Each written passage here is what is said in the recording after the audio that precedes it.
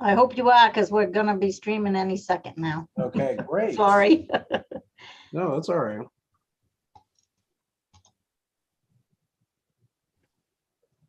All right, ready to go. Great. Good morning. It's Monday, May 17th. State and Local Government Committee meeting, 9 a.m. We have 4 work sessions on the list today. First, going to ask people to introduce themselves, starting with Senator Claxton. Morning, everyone. I'm Ned Claxton. I represent Senate District 20, which consists of Auburn, Minot, Mechanic Falls, Poland, and New Gloucester. Great.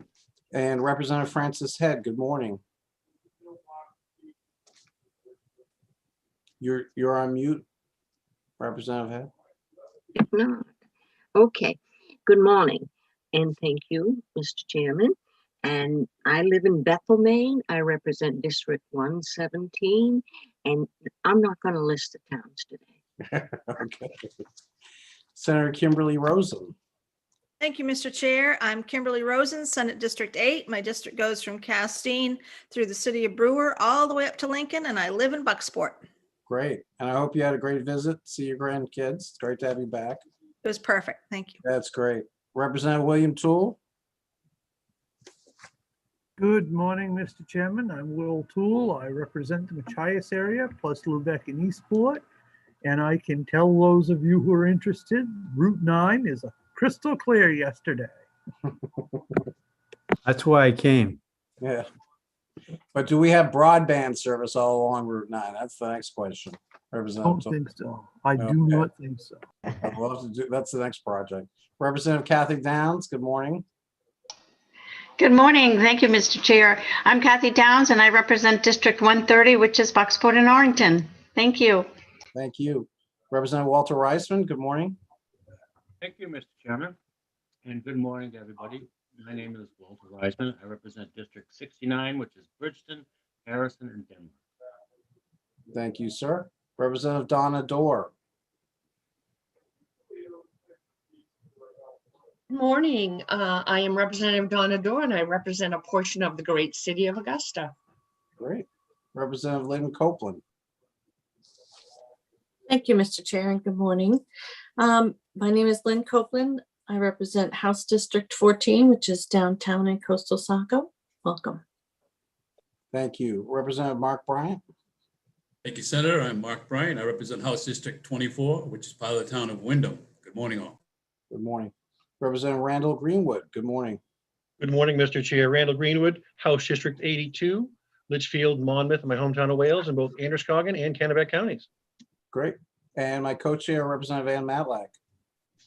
Good morning, Mr. Chair. My name is Ann Matlack.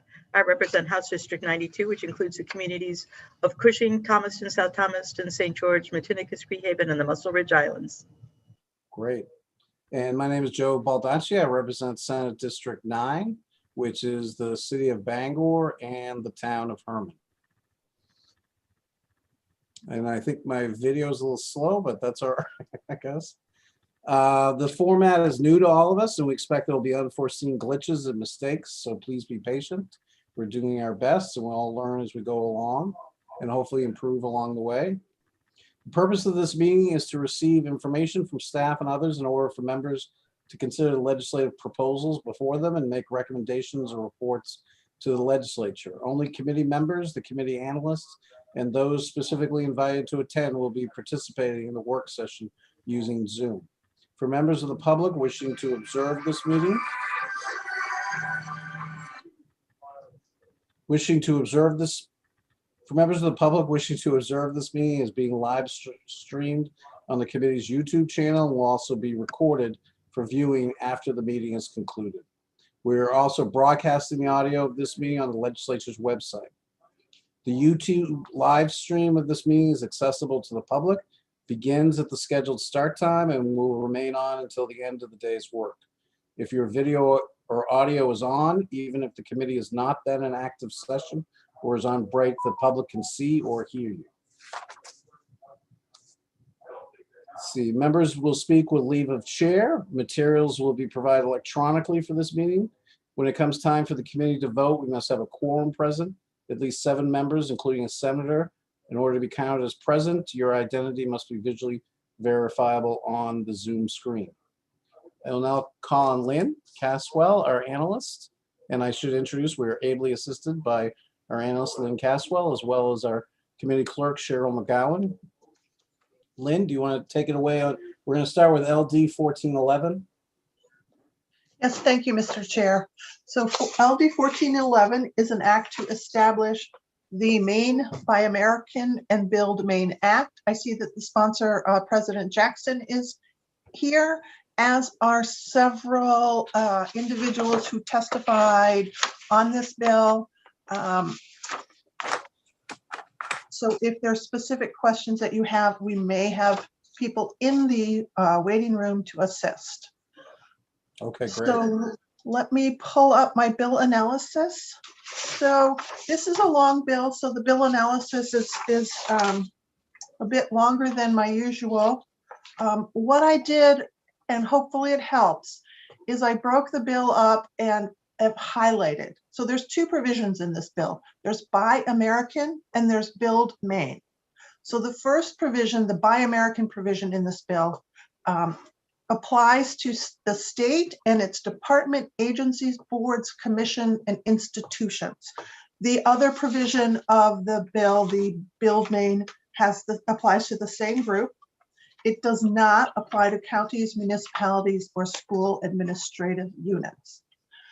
So the Buy American section of the bill requires state agencies, when they purchase goods, certain goods, that they must be manufactured in the United States. So the first situation is, and I apologize, of course my cats are in the room. The first situation is if the manufactured good means an article, material, or supply. So if it has a value of $500, it must be manufactured in the US. There's another provision that says if it's purchased for public use, it must be manufactured in the US. And that little section I've highlighted when I get later in my analysis because I'm not sure what the intention is. The testimony focused on manufactured goods valued at more than $500 and also manufactured goods that are used for a public improvement project. And that includes iron, cement, and steel. So what does manufactured in the US mean? Under the bill for iron, cement, and steel, it means all manufacturing takes place in the US except for meteorological processes. Please do not ask me what that means. I did not have time to research it. For goods other than iron, cement, or steel, manufactured in the US means that all the manufacturing processes took place in the US, or the components or subcomponents meet a minimum level of domestic content, and that will be decided by the Department of Administrative Services, Administrative and Financial Services. This bill gives them the ability to enact rules that are routine technical, and one of the rules most likely will identify what percentage needs of a particular article or good needs to be domestic content.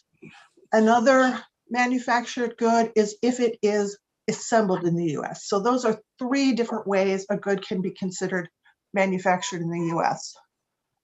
I've listed what a public improvement means.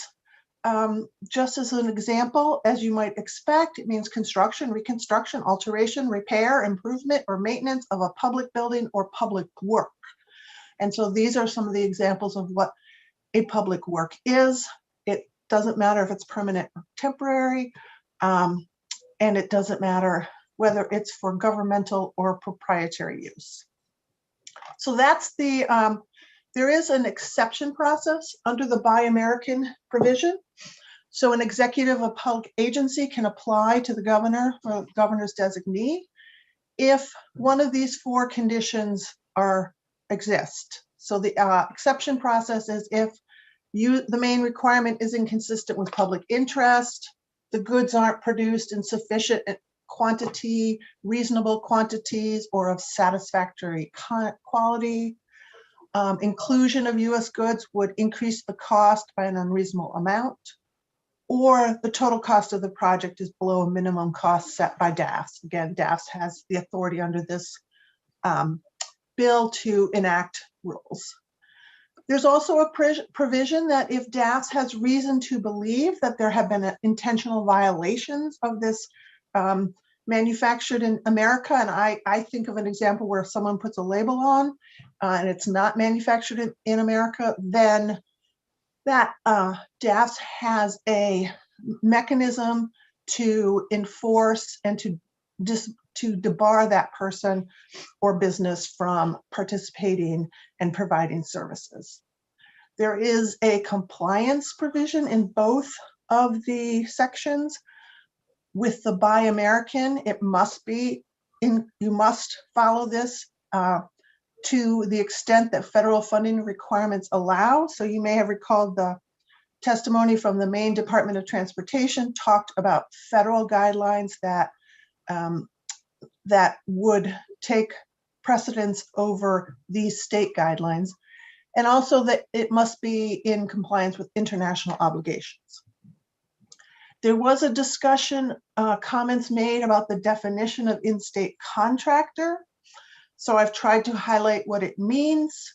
It's a person who lives in Maine, has a residency, and has filed taxes for 2 years, or a business or a subsidiary that has a physical address and conducts business, files tax returns. If you can't meet that criteria, then there needs to be an officer or a partner or a sole proprietor that meets the criteria of an individual, or at least 60% of the people employed by the business have to be residents of the state.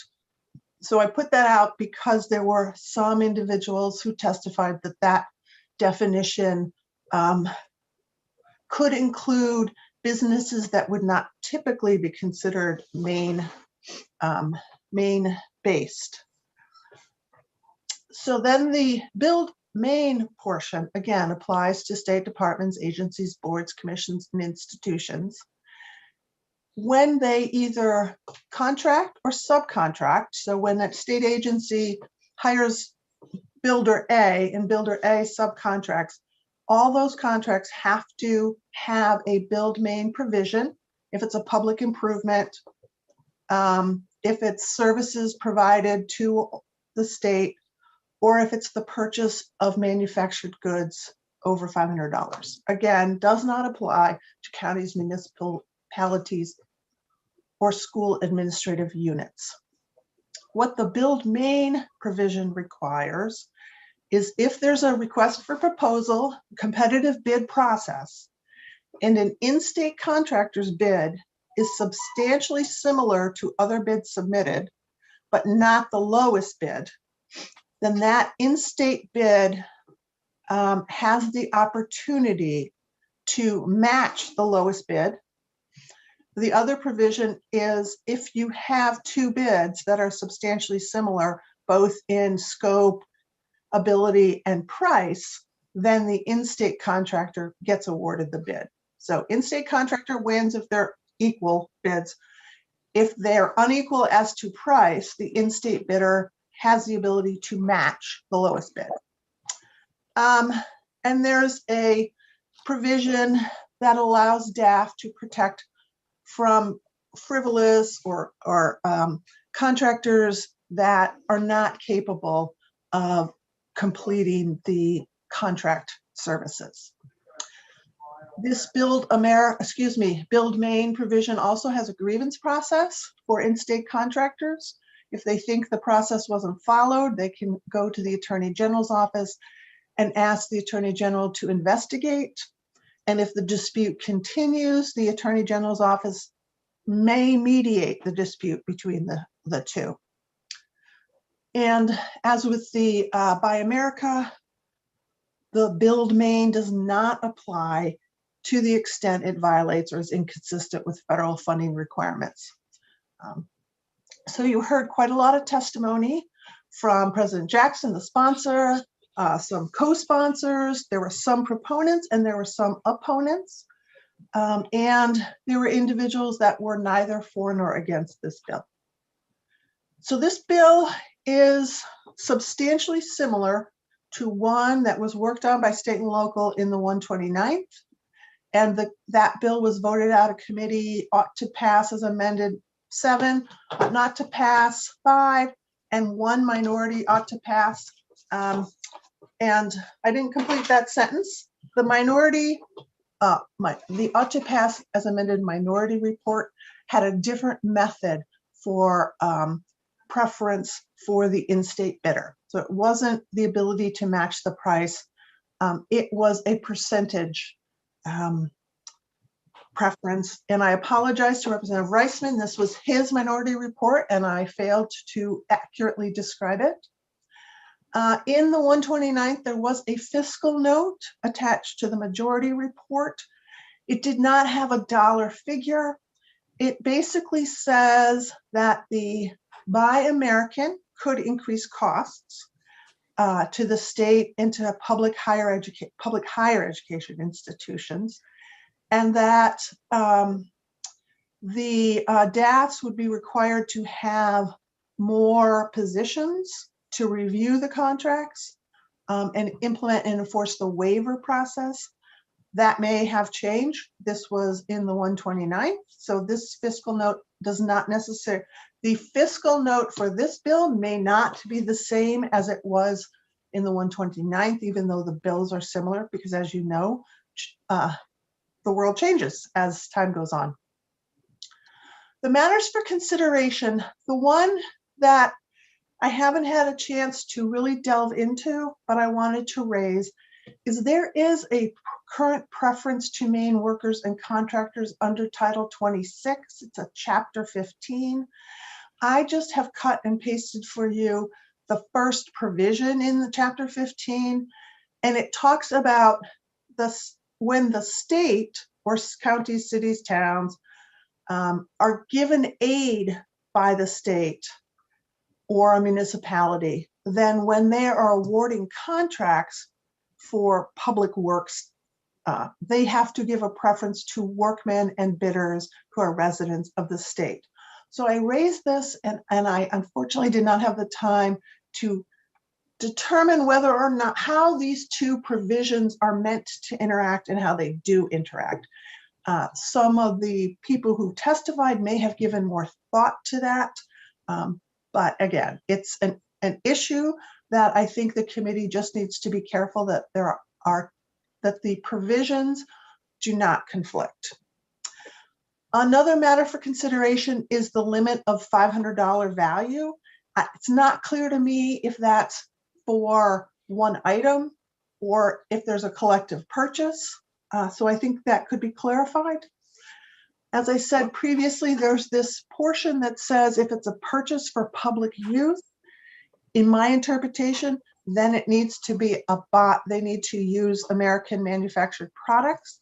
I'm not sure what that provision is intended to be. And so therefore I can't comment on whether it accomplishes what it's intended to accomplish.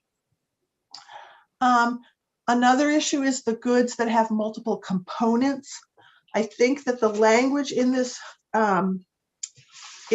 bill that talks about DAF setting a minimum level is intended to address this idea of a car that has components from multiple countries.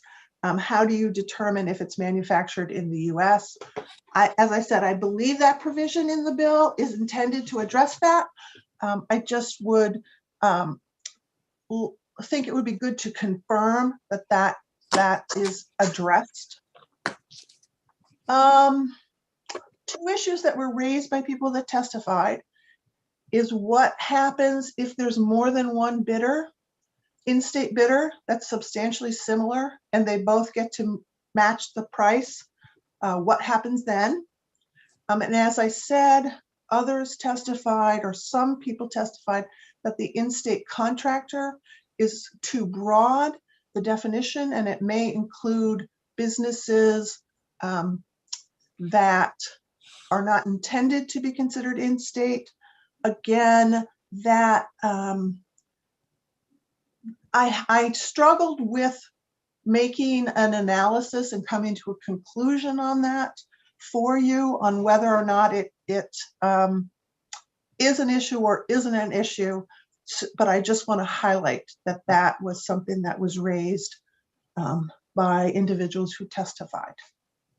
And of course, there is no fiscal note as of this date. So that is a very fast, brief overview. Okay, Senator Jackson, good morning.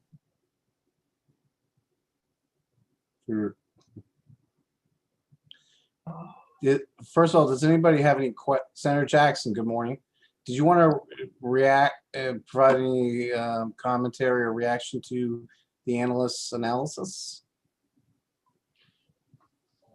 Well, the only thing, I mean, obviously, she did a great job laying out.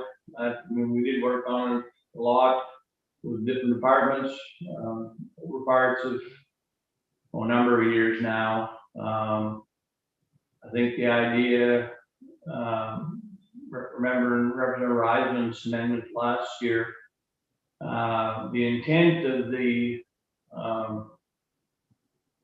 giving an in-state contractor the ability to go back and accept the lowest bid. That was discussions that I'd had with former Governor LePage about trying to make sure that taxpayers were held as harmless as possible. I think that we'd be the only state that actually has a provision like that. Most of the states, I think, you know, by different accounts, the 38 or 40 states that have some type of preference does give a 5 or 10. I think one gives a 15% preference to in-state contractors. Obviously, that means more money coming out of the taxpayers. So this was at least an opportunity to say that we would, you know, be able to give every opportunity to an in-state contractor by allowing them to accept the lowest bid. Obviously, that wouldn't happen at all times, but you know, certain times it would, and I think that's important. I mean, some of the people that testified on this bill, I think one person lost it by $1,800. Even before I asked him to testify, and I asked him, I said, well, if you put it together for the $1,800 less, would you have accepted? He said, absolutely. You know, as many, you know, putting in a bid is a lot of things goes into that. You're certainly trying to make sure you can get it for as fair an amount as possible, but sometimes you can sharpen your pencil. But I think in the end, you know, keep in mind that the department has all kinds of ability. The departments have all kinds of ability out of this. I mean, first off, again, this was discussions with Governor LePage. There's a rulemaking process. It's routine technical. The departments get to make those. I mean, they don't even come back to the legislature. And then secondly, there's a waiver process. If the departments feel that there isn't the products that are being bid on or anything like that, they can get a waiver. I mean, or the governor's designee. I mean, let's be serious. The department wants to get out of this, they'll get out of it. So, but at the same time, I think it's important for contractors in Maine to know that we do care. We're giving them an opportunity. At least they have an argument to be made when they have a contract that they either didn't get when they were lower bid, or you know, was very close. And there certainly seems to be some thought that, oh, we should have tried at least to see if that in-state contractor would have accepted it for the lower bid. So with that, I mean, you know, we worked this has a long history. Some people don't agree with it, some do. But you know, we've bent over backwards to try and accommodate both people that are in opposition and certainly any department. And here we are with the product. But appreciate your time. Senator, thank you. Are there any questions for either our analyst or for Senator Jackson about the bill? Okay, I don't see any, but I think it'd be helpful if we broke it down and started with the Buy American parts. Lynn, like you broke it down in your analysis. So in terms of the Buy American parts, we've excluded the Department of Transportation. Is that correct? That's excluded from this bill? Just, I want to confirm that because Lynn? Oh, hi. Thank you, Mr. Chair. Sorry. I don't see that the Department of Transportation is expressly excluded. I believe that the provision about can't violate funding, federal funding requirements is the out for the Department of Transportation. Okay. Well, Representative Tool, you have a hand up? Yes, thank you, Mr. Chairman. I have a lot of questions. I know we could spend all day with them, but I guess my first question is, do we have anyone from the department staffs here to weigh in on what they've heard as to the administration of all of right now, the Buy America part of it? But beyond that, I was wondering if somebody could weigh in on the potential for a trade war between the various states or retaliation of other states, and address that issue, whether it be DAFs or DECD or somebody else in the audience. So Cheryl, can you, I think there's a number of people here on this bill. If you could admit anybody who's here on the bill in case the committee has questions for any of them. Yes, Lynn, do you have those names? I know that Anya Trundy is here from the Department of Administrative and Financial Services. And I just want to say the Department of Transportation is expressly excluded when it comes to public improvements. Right, that's why I knew it was in there, I just couldn't find it. I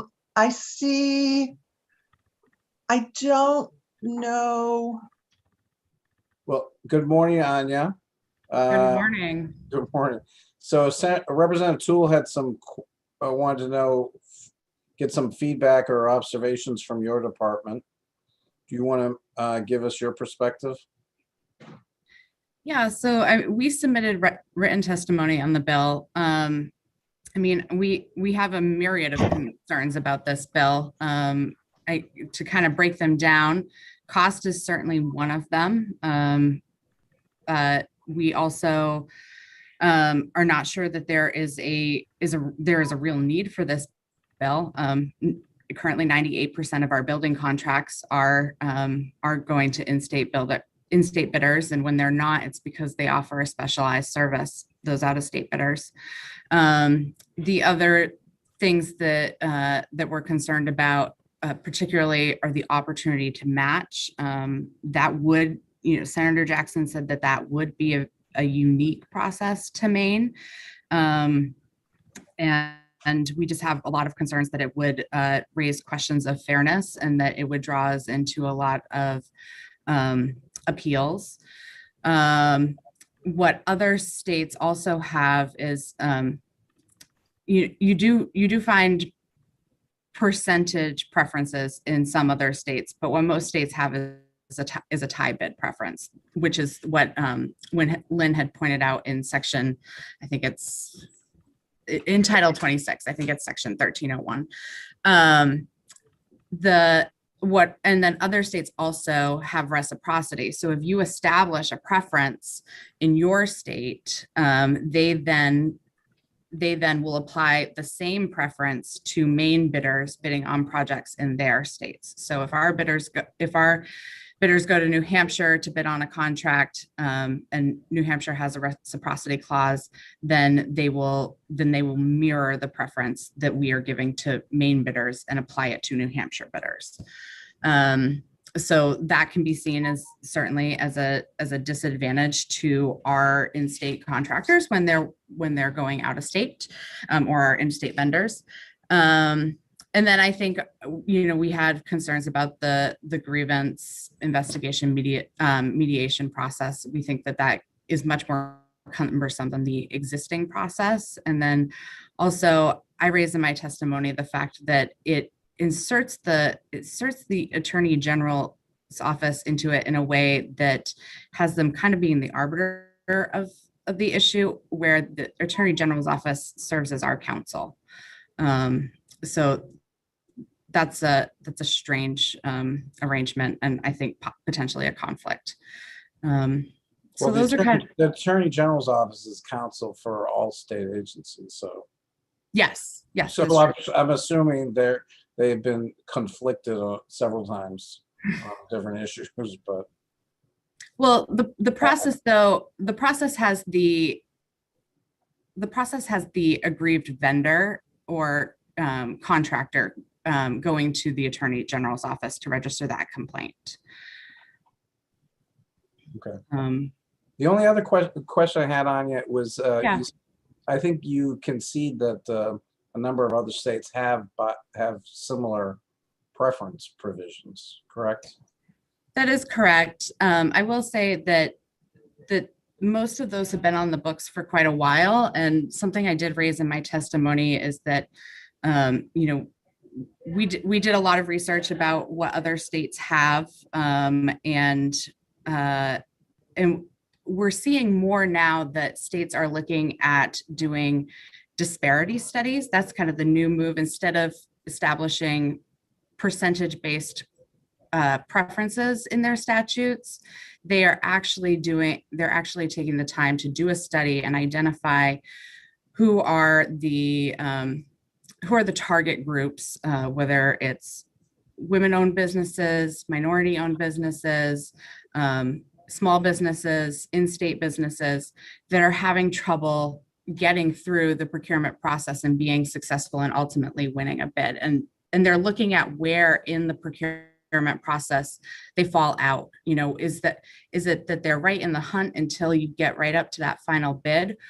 Or are they falling out somewhere along the line because maybe they aren't putting forward complete and thorough bids, or are they not even bidding because the information about how to bid on a state contract is just not information that they have. Okay, thank you. That's very helpful, and we very much appreciate you being here to answer questions. Are there questions for Ms. Trundy? Okay. Representative Randall Greenwood. Thank you, Mr. Chair. Yeah, the question is for Ms. Trundy. Do you feel that we're going to lose out-of-state bidders from bidding if this was to pass? Because ultimately, if there's an in-state bidder that is, bidding against them, the out-of-state bidder is ultimately going to lose regardless. So what's the incentive for them to even bid? Thank you for the question, Representative. I would say, we certainly find on the construction side that there is almost always a main bidder involved in the process, and they are 98% of the time successful. It just works out that they are able to offer the best deal for our money.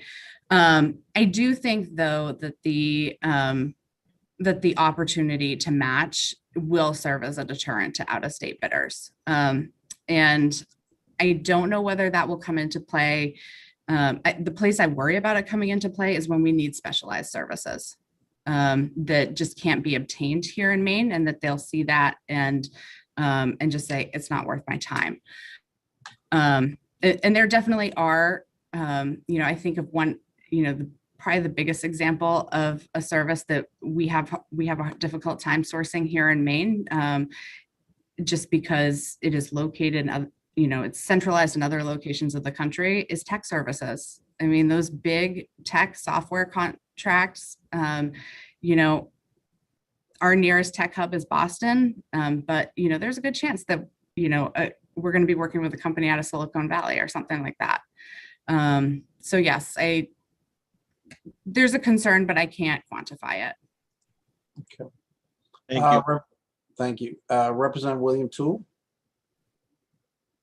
Thank you, Mr. Chair, and thank you, Ms. Trundy. Your comments have been very sobering and to the point. This may be a question for you or someone else. In the past, there was an exemption for the humane systems. I'm not clear if that's still in this year, but whether it is or it isn't, are there any state agencies or quasi-state agencies that you feel this will hit more than others? Yeah, I'll leave it there. I don't know as I can answer that question. I think that that's something that the other state agencies and quasi-state agencies would have to answer that for themselves. I think, I know that both DOT and the Maine Turnpike Authority testified. Obviously, they have some of the highest value construction projects that we have in the state. The spend from DAFs on construction and pales in comparison to what those two have, but they also are dealing with federal funds, and so that may exempt them in a lot of situations from this legislation. Well, the bill exempts the DOT altogether from its application.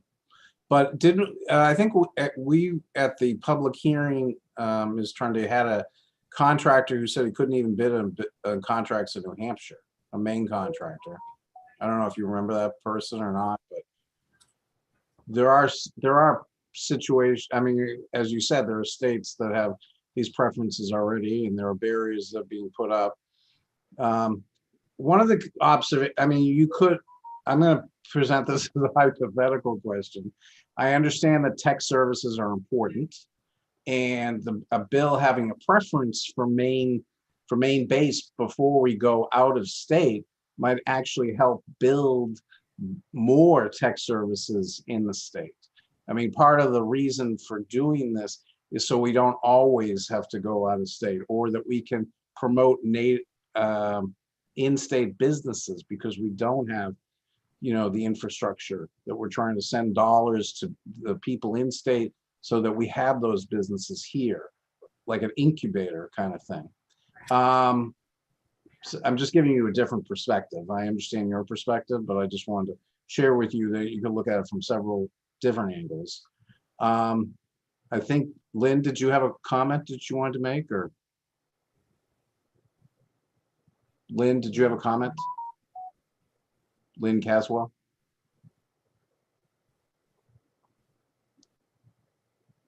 I'm sorry, Mr. Chair. The commissioner who's speaking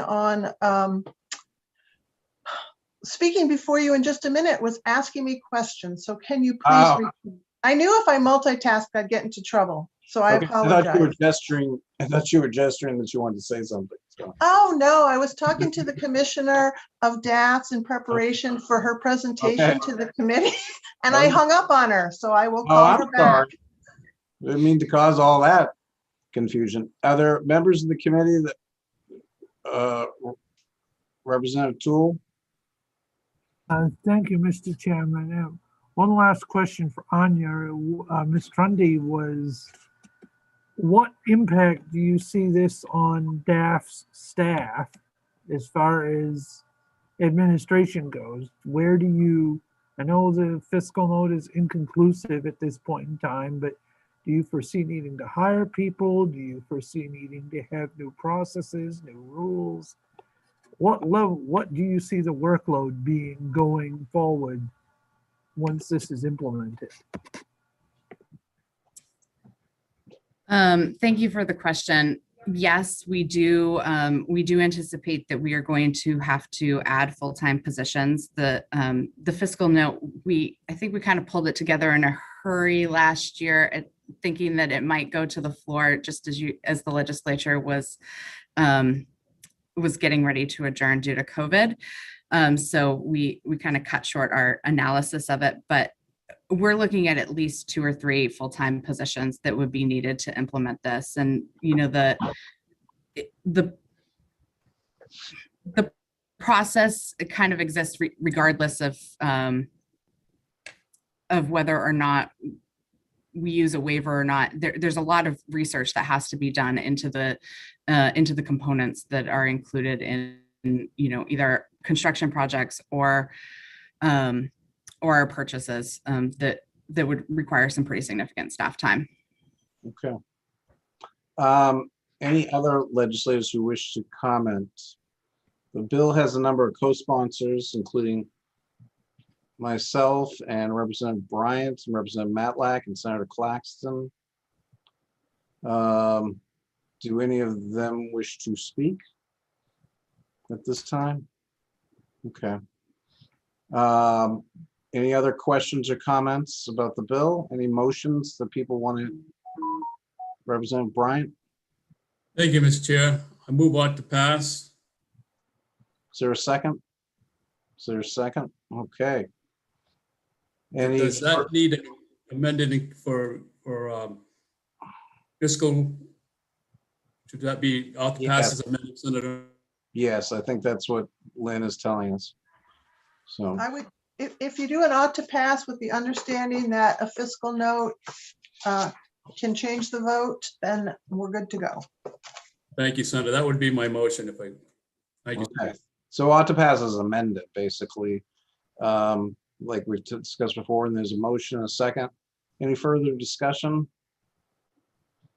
I just want to state for the record, this is an important bill. I understand the objections of the executive branch, but I think the bill really calls upon us to increase, awareness of the fact that Maine employers, Maine workers, Maine development is going to be aided, that when we can steer money in that direction, that it will only help Maine people. There are plenty of exemptions and flexibility in the statute. Plenty of avenues to allow the departments to have flexibility. But I think in the final analysis, it really will help encourage and promote Maine businesses. Representative Greenwood?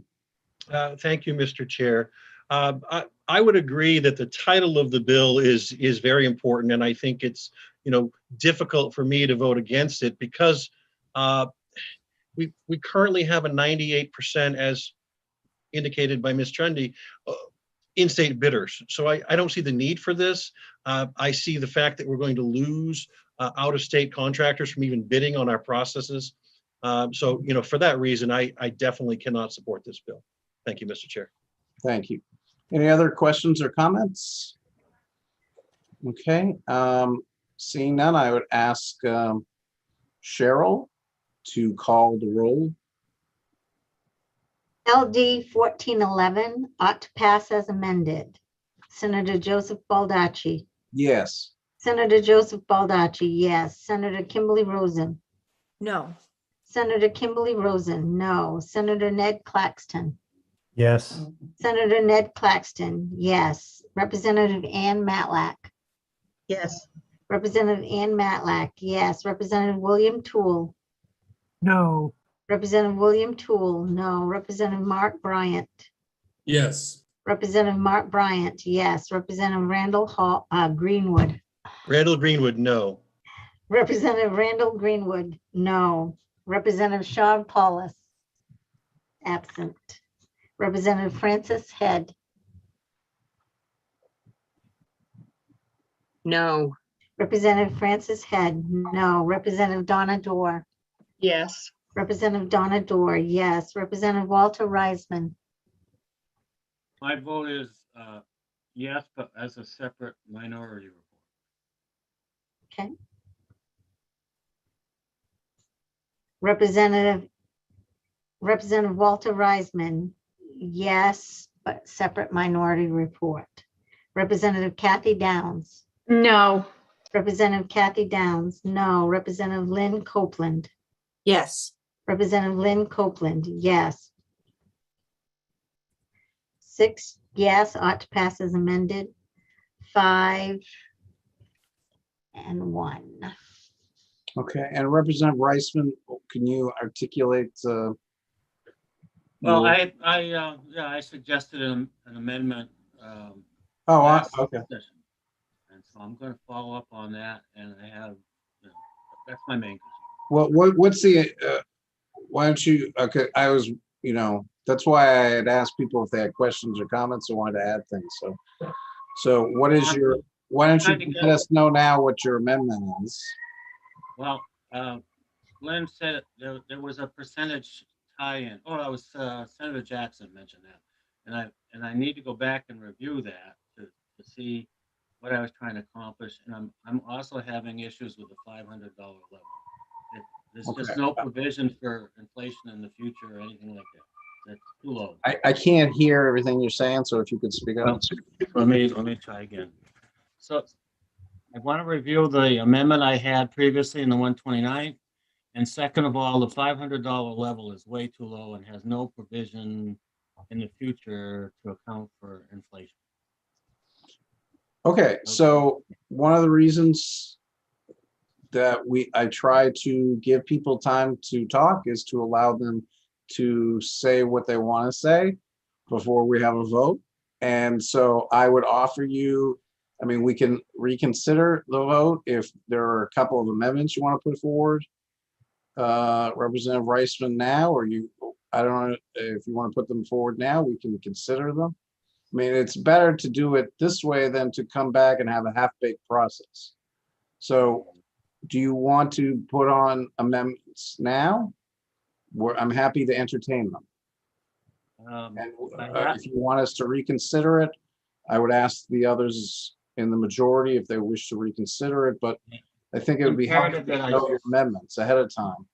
Mr. Chairman, it's apparent I see my my amendment from the last session, and Lynn didn't have that available. You need to see that. Lynn, do you have a copy of his amendment from the last session? I can probably pull one up in about 20 seconds. Okay. Would that be helpful? Yeah, because this is a work session. Yep. Representative Matlack? Yes, sir. From what I'm reading of the vote last time, Representative Reisman's amendment would not mesh well with the motion that's on the table right now. His amendment is with regard to a percentage rather than a percentage difference between the percentage difference between the bids that are being submitted as opposed to the Build Maine Buy America. So it was an intrinsically different bill, intrinsically different amendment last time around than what we're considering right now. If he would like to have his separate amendment, that's fine, but I don't think it advances anything today for us to discuss further Representative Reisman's amendment. Okay, well, Lynn, the bill that before us, what is there a percentage difference? I have to open it again. So the bill before you, 1411, provides an in-state bidder the opportunity to match the lowest bid. That is how, if you want to call it a preference, that is how in-state bidders are allowed to be competitive. Representative Reisman's proposal from the last session is different. And if I can figure out if I'm sharing the right one, what his did is if more than one bid, in-state contractor submits a bid, then the department gives a 10% preference. So it is a different type of system entirely. As I think Anya described, that there are two methods. There's the give an in-state bidder a percent preference. That was Representative Reisman's. This is his amendment from the 1280 from the 129. So a 10% preference. The President Jackson's current bill is allows in-state bidders when they're substantially similar to meet the price. Okay, Representative Toole, you had your hand. Yes, Mr. Chairman, and my question is more of a procedural one. And that is for Representative Reisman, if he's going to have his own amendment, we do need to reconsider because he should have voted against the motion before us and presented his own amendment. Those of us that were in the rest of the minority ought not to pass. He has a different minority report. So therefore, if he's going to stick with that, we need to reconsider for that alone. Okay, I understand. Is that your point, Representative Greenwood? Okay. So we're gonna step back, okay? It's Monday morning. Representative Reisman, first of all, I think Lynn has showed us what the amendment was, which is actually more stringent than what is in Senate. Way it reads to me is that it's actually more of a preference for the in-state person than Senator Jackson's bill. But what is are you wishing to offer this amendment to the bill? Thank you, Mr. Chairman. Can you hear me okay? Yeah. Well, I'm also looking at Lynn's analysis, and it said the last session that my minority bill was an ought to with an amendment. So I'd like to see the bill move forward, but I don't like the method that it's using to. Okay, well, I understand. I'm trying to, I think it'd be helpful, and I understand everybody's position, but let me just say, I think it's helpful if you want to have an amendment, that the committee needs to know what that amendment is prior to the vote. Just so we know where everybody is coming from. I don't think that's too much to ask. So, No, not too much.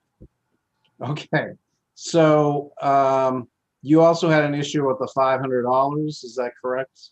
Yes, sir. Okay. Did you want to? What was your? I would offer an amendment that should be 5. I can't. You're only coming in partially. I would offer that my amendment would say $5,000 and not $500. Okay. So is there any interest amongst the majority to reconsider so that we can consider Representative Reisman's amendments? Okay. Representative Copeland? I too thought the 500 was very low. Okay. There's a lot of administration. I would be in favor of 5,000. Okay, so are you asking to reconsider the vote? So Yes. okay, and I will second that. So there's a motion to reconsider the vote, so we can consider some of these amendments and at least deal with them up front. All those in favor of reconsidering the vote, please put your hand up. Let's see. Okay, so looks like it was unanimous. So we're going to reconsider the vote. So Representative Reisman, I'm going to allow you to offer amendments so that we can consider them as a group. Thank you, Mr. Chairman. So the first one had to do with the $5,000 level. So I'm offering that we strike $500 and insert $5,000. Okay, and Representative Copeland, you have a second to that? I do. Lynn, what would that do? The $500 applied to a single item, or? So it would be $5,000. The issue of whether it's interpreted as a single item or several items or an entire purchase, I think is still an open question, but the department through rulemaking could clarify that. So. Okay, so that can be clarified in rulemaking. So there's a motion to amend to change the value of the manufactured good has to be over $5,000 instead of 500. It's a motion on the table to move and seconded. Can we have a roll call vote on the on that motion? Representative Bryant? You're on mute, sir. Senator, I'd request a caucus for a short, brief moment here, please. Okay. Okay, we're gonna have a corner caucus, and you think 15 minutes? Yes, absolutely. Okay, so we'll be back shortly. Representative Matlack? Yes, sir. It is 9:57 and the DAPS commissioner is coming to meet with us at 10 o'clock. This is 10-minute caucus would be fine. okay. Thank you. Okay.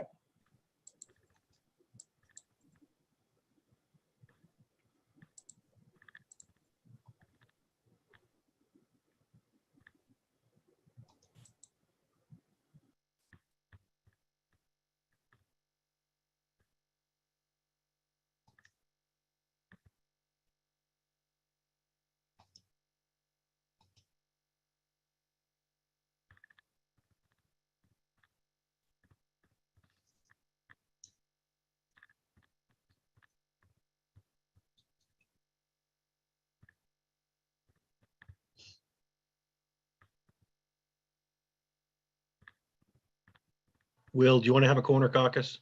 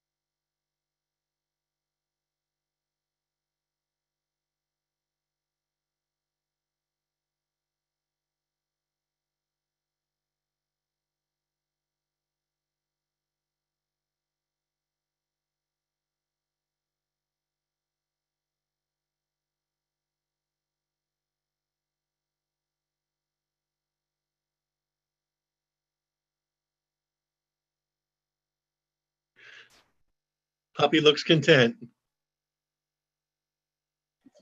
He loves to Zoom.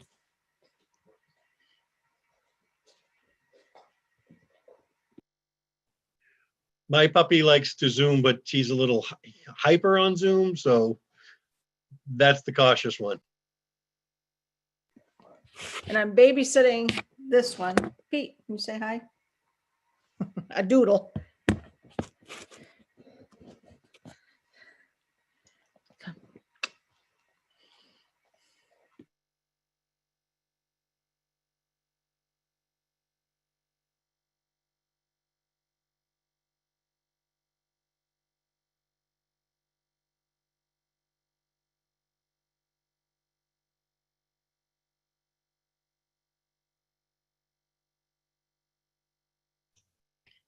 Lynn? When I let Commissioner Figueroa in, do I let anyone else in as well? You may, if Jenny Boyden is in the waiting room, you may want to add her as well, but I think that's the only two that would be Okay. participating. And she's not there right now, but maybe she will be by the time we get there.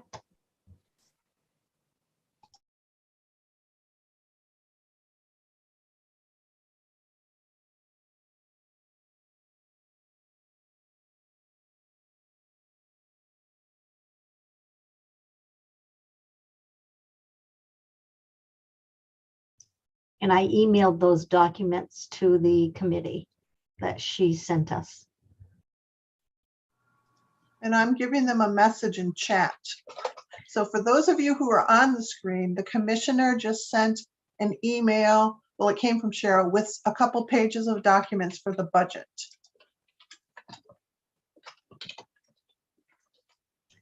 You'll see my big red letters.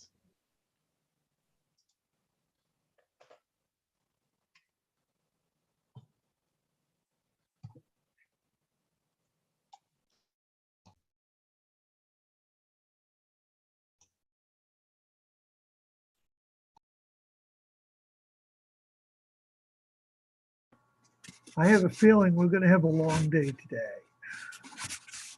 I think long's an understatement.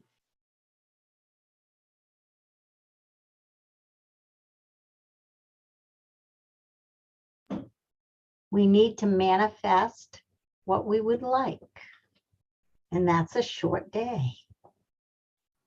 Well, technically by the rules, I don't care if this is on mic, but technically by the rules, if people vote against the motion before them, they have to have their own amendment in their own minority report. If it's at odds with, there should have been 3 reports there. And I don't care if that is on mic, that is what it is. Right, I almost raised an objection, but again, I just wanted to be courteous to Representative Reisman, but he should have voted no and had a minority report. Exactly.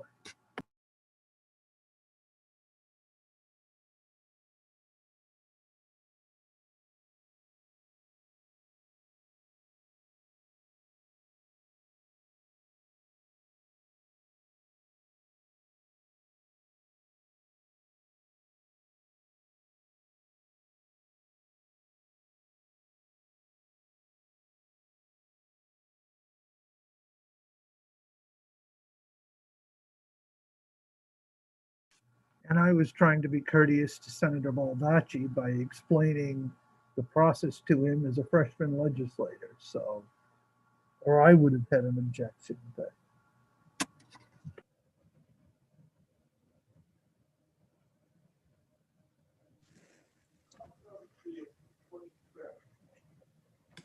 Okay.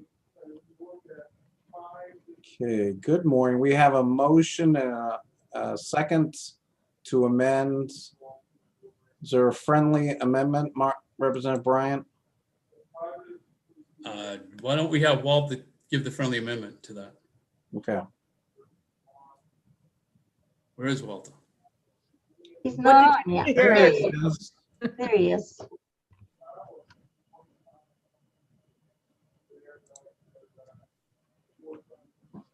Representative Reisman, there was one amendment on the floor. Do you want to add language to that amendment? Thank you, Mr. Chairman, and I think that Lynn Caswell had posted what I had put in my amendment in the 129th, and that would be the same wording that was in that one. Okay, so the one amendment includes the 10% language from the 129th legislature and raising the value to 5,000 for a manufactured good. Is that correct, Representative Rice? That is correct. Thank Okay, you. and that's your friendly amendment. So there's a motion, a second. Do you want to call a roll on the amendment or just on the whole bill? Just the amendment? Lynn, do you have guidance? Do you want to just do a motion? Vote on the amendment first? The motion on the, I think the motion, if we could repeat the motion, ought to pass as amended, and who made the motion and who seconded the motion. Yeah. And then identify the amendment that Representative Reisman just mentioned and then vote. I think it should be clear. Okay. So Representative Copeland?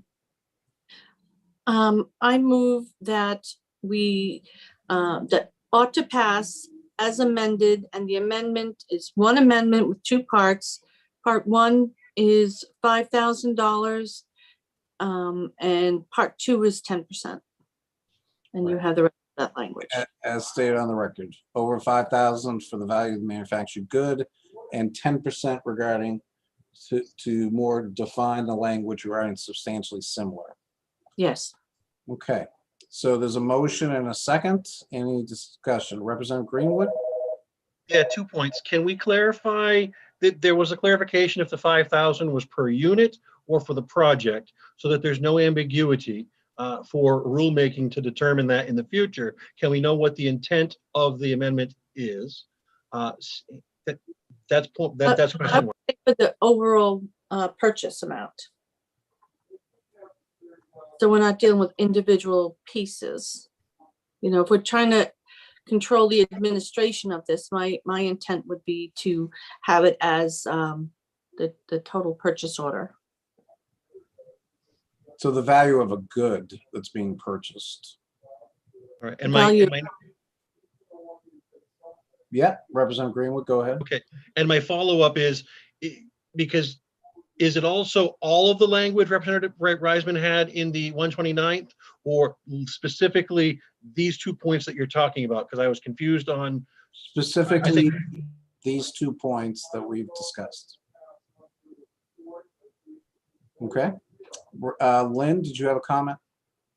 Thank you, Mr. Chair. So I just want to state that I think the 5,000 per purchase that Representative Copeland described is substantially different than how the sponsor intended the dollar cap to work.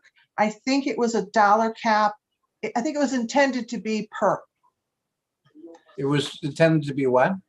I think it was intended to be per item, but I don't know if the spot. I think that's what she said. Okay, I'm sorry, I misunderstood. As long as you all are on the same page. Representative Copeland, do you want to clarify? Yeah, I didn't hear that, and perhaps the sponsor could weigh in on that at the moment. I don't see President Jackson in the waiting area. So Representative Copeland, is your amendment for 5,000? Is that's for if they're ordering manufactured goods over that value? Is that correct? Well, I was thinking the purchase order, but if the intent was for it to be 500 per piece, see, I didn't have clarity on that issue, so I could go back. Well, I really would like that information before I make a decision. Okay, Representative Bryant? I think Lynn may have the answer, but my understanding was it was per item in a sense. It wasn't the total pack. I think Lynn was thinking it was a total package, but it was per item. but I would refer to the analyst, and Lynn may have to understand that. Lynn, do you want to comment?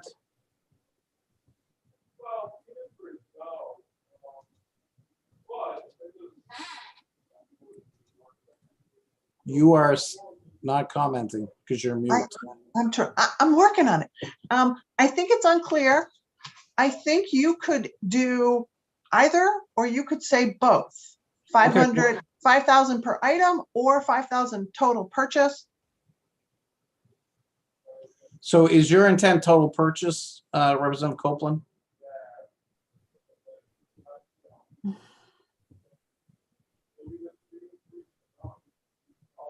Or do you? I'm thinking,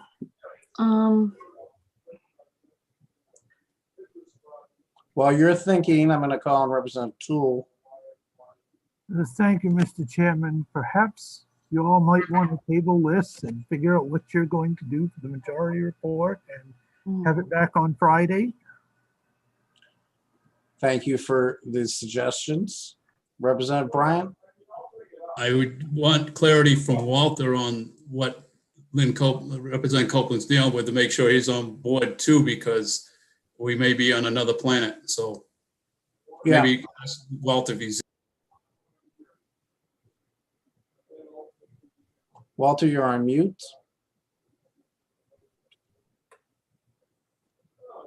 You're still on mute, sir. Yeah. Yeah. So the $5,000 could be individual or aggregate purchases. okay, so be it. Is that clear, Lynn? Clearer? Okay. Okay. And Representative Greenwood, you have your hand up. Just for the record, did he say individual or aggregate? So it could be either or, leaving it wide open to interpretation. So we have no clarity on this whatsoever. Well, that's your opinion. I understand. But yes, he did say individual or aggregate. Okay, and Lynn nodded that was clear enough in terms of drafting the final bill. Okay, so we have a motion and a second ought to pass as amended with the amendments that have been listed. I would ask Cheryl to call the roll on LD 1411. LD 1411 ought to pass as amended. I have Representative Copeland as motioned it, and I did not get who seconded it. I did. Okay, thank you very much. Ought to pass as amended, Senator Joseph Baldacci. Yes. Senator Joseph Baldacci, yes. Senator Kimberly Rosen. No. Senator Kimberly Rosen, no. Senator Ned Claxton. Yes. Senator Ned Claxton, yes. Representative Ann Matlack. Yes. Representative Ann Matlack, yes. Representative William Toole. No. Representative William Toole, no. Representative Mark Bryant. Yes. Representative Mark Bryant, yes. Representative Randall Greenwood. No. Representative Randall Greenwood, no. Representative Sean Paulus, absent. Representative Francis Head. No. Representative Francis Head, no. Representative Donna Dorr. Yes. Representative Donna Dorr, yes. Representative Walter Reisman. Yes. Representative Walter Reisman, yes. Representative Kathy Downs. No. Representative Kathy Downs, no. Representative Lynn Copeland. Yeah. Representative Lynn Copeland, yes. 7 yes. 5 ought not to pass. Is that correct? That is correct. Okay. And 1 absent. Okay. We're done. We finished that item. Do we want to, Representative Matlack, do you want to take the DAF's commissioner now, or do you want to keep going through the work session? No. Yes, please. The DAPS commissioner, we're 15 minutes late in getting to her. We need to chat with her this morning. Okay, Cheryl, or is she in the waiting room? She is, and she's coming now. Great, thank you.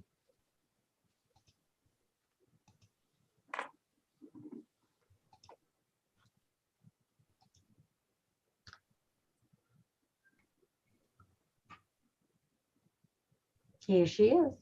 Good morning. Good morning, Commissioners. Thank you for joining us today, and we appreciate you giving us a briefing regarding the budget changes. So you have the Yes, floor. thank you. Thank you for the opportunity. Senator Baldacci, Representative Matlack, and esteemed members of the Joint Committee on State and Local Government. I thought I would just tee up the budget, and then I can go through the specific pages with a little bit more information. The page numbers I will reference will be the same documents that Lynn provided to you earlier. I'd like to thank you for the opportunity to be here today. I start by paying tribute to Governor Mills for her leadership and for my fellow commissioners and department heads for all the work done to date to stay at an even keel amid the storm. We've constrained department spending while staying true to our ideals of ensuring the lives and livelihoods of all Mainers through our commitment to public health, education, and state infrastructure, including property tax relief and revenue sharing. We've not raised taxes. We have conformed to the federal tax code in support of Maine people. We have strategically lobbied for and transparently and effectively leveraged federal pandemic relief. We've deployed a first in the nation vaccine campaign, and we are jumpstarting the economic recovery for every person in every corner of the state. Keeping in mind the administration's strong priorities of education, public health, our local communities, climate, our economy, and making good on the promises of state government, we have over the last several weeks carefully crafted 3 proposals which together chart a path for robust and widespread economic recovery and growth. First, the governor unveiled her Maine Jobs and Recovery Plan, this administration's proposal to invest the more than $1 billion in discretionary federal relief funds allocated to Maine under the American Rescue Plan Act, meant to make historic investments in unaddressed needs and longstanding challenges to achieve 3 goals: immediate economic recovery from the pandemic, long-term economic growth for Maine, and infrastructure revitalization. The plan draws heavily on recommendation from the Governor's Economic Recovery Committee and the state's 10-year economic development strategy, transforming these plans into real action to improve the lives of our people and to strengthen the economy. We look forward to collaboration with the legislature as we further refine the specifics of these initiatives to meet these goals. Second, we presented a bond proposal aimed at rebuilding Maine's transportation system and conserving lands and waters. The proposal dedicates $100 million to maintain and upgrade Maine's transportation system through the Maine DOT, and also dedicates $40 million over 4 years to conserve lands and waters for Maine people through the Land for Maine's Future program. And most recently, Governor Mills unveiled the Part 2 budget for the 22-23 biennium, a proposal that makes a historic investment in Maine public schools and meets the state's obligation to pay 55% of the cost of K-12 education for the first time in Maine's history. The proposal includes a host of additional bipartisan priorities, such as initiatives to improve the health of Maine people, relief for Maine people most adversely impacted by the pandemic or overburdened by rising property taxes, enhanced revenue sharing with municipalities, PFAS remediation, and infrastructure upgrades, while adding funds to the budget stabilization. The proposal, which is balanced and does not raise taxes, also leaves approximately $23 million in funding on the table. The proposal is presented as a change package that builds on the governor's original proposals presented in LD 221.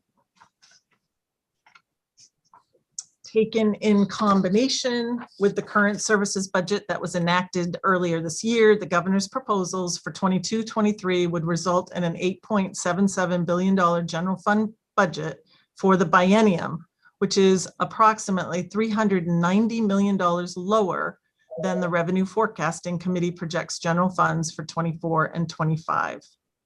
The remaining proposals in LD 221 that were not previously pulled into Chapter 29, plus this change package, combined to approximately $433 million in appropriations, $315 million in transfers, and $174 million in tax relief proposals. So before we start reviewing the initiatives, I'd like to do 3 quick things. First, I'd like to take a moment to sincerely thank Jenny in my office and the entire staff of the budget office for their unstoppable and unflappable resolve to pull all this together. It was long and difficult, and I appreciate them for staying with it. Second is to point to the 2-pager that we just sent, which is meant to show the dollars that we just spoke about from ARP, the bond, and the budget in a kind of in a comprehensive by sector on one page and by group on another page. They are linked together, so we thought it might be good to have the 1-pager that kind of shows everybody where their particular where the particular initiatives fit in. And then third, I'd like to familiarize you with the format of the change package document.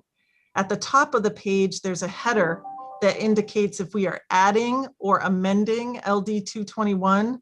If the page indicates that we are amending, it could be that the initiative is being deleted, which will be indicated by a subheading, delete, or that it is being revised. In the case where it's being revised, the document will display what's currently in the LD 221 under the word current, and then we'll show the revision under the word revised. So we start with Department of Administrative and Financial Services on page 1 of the change package.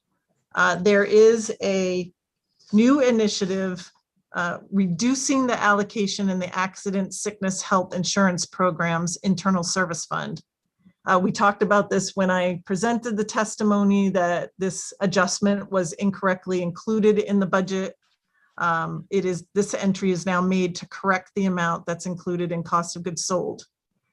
You will see this again in a couple of other programs, central services purchasing on page 9 and on page 8, and then information services on page 9. Do we want to screen share this, or can we screen share this? It might be helpful to everybody all look at the same screen. Sure. There.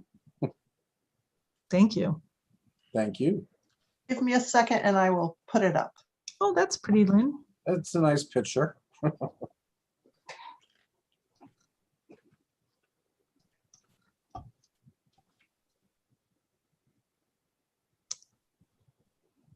Perhaps, Commissioner, you can continue and I will find it while you're speaking. Oh, sure. So, so on page 1, Title 5, section 1666 specifies that cost of good expenditures in internal service funds are not subject to legislative allocation, and these entries actually double count funds that are included elsewhere. And so we are just asking that this be on page 1 removed. There it is. There it is. Okay. And now on page 5 of the document, this increases all other funding in the Bureau of Budget by $30,000 each year of the baseline for ongoing operating costs. The Bureau is and has been for years underfunded and routinely has to delay payment for expenses at the end of the year. This more aligns their expenses with their funding. On page 6, in the Capital Construction and Improvement Reserve Fund, as we discussed at length during the public hearing and work session, we recently hired a consultant to evaluate the condition of our greater Augusta area state-owned buildings. According to that report, we have more than $87 million of costs that are backlogged catch-up, repair, and renovation needs, as well as an additional estimated $55 million of keep-up needs that will come due over the next several years. Part SSS transfers $87 million into the Bureau of General Services Capital Construction Improvement Reserve to sustain several years of these efforts. Catch-up efforts include all 6 major building systems, including roof, building envelope, which is insulation, walls, exterior, and foundation, HVAC, electrical, plumbing, and interiors. These amounts do not include new construction needs such as the new chief medical examiner facility or replacement for certain public safety spaces such as the specialty vehicle garage or Troop D headquarters. We will continue to use our main government facilities authority bonding for those efforts. So in light of this $87 million proposal, page 6 deletes the $2 million appropriation request for capital repair that we had in the original budget. And page 7 provides allocation in 22 and 23 to begin spending the $87 million that we just spoke about. So additionally, we propose deleting the change to the year-end cascade included in Part F, as the funding in Part SSS will provide funding for several years. On page 8 is the adjustment for cost of goods sold that we just talked about in the central services purchasing account. On pages 9 and 10, we include 3 new initiatives for the main information services account. The first is the cost of goods sold adjustment.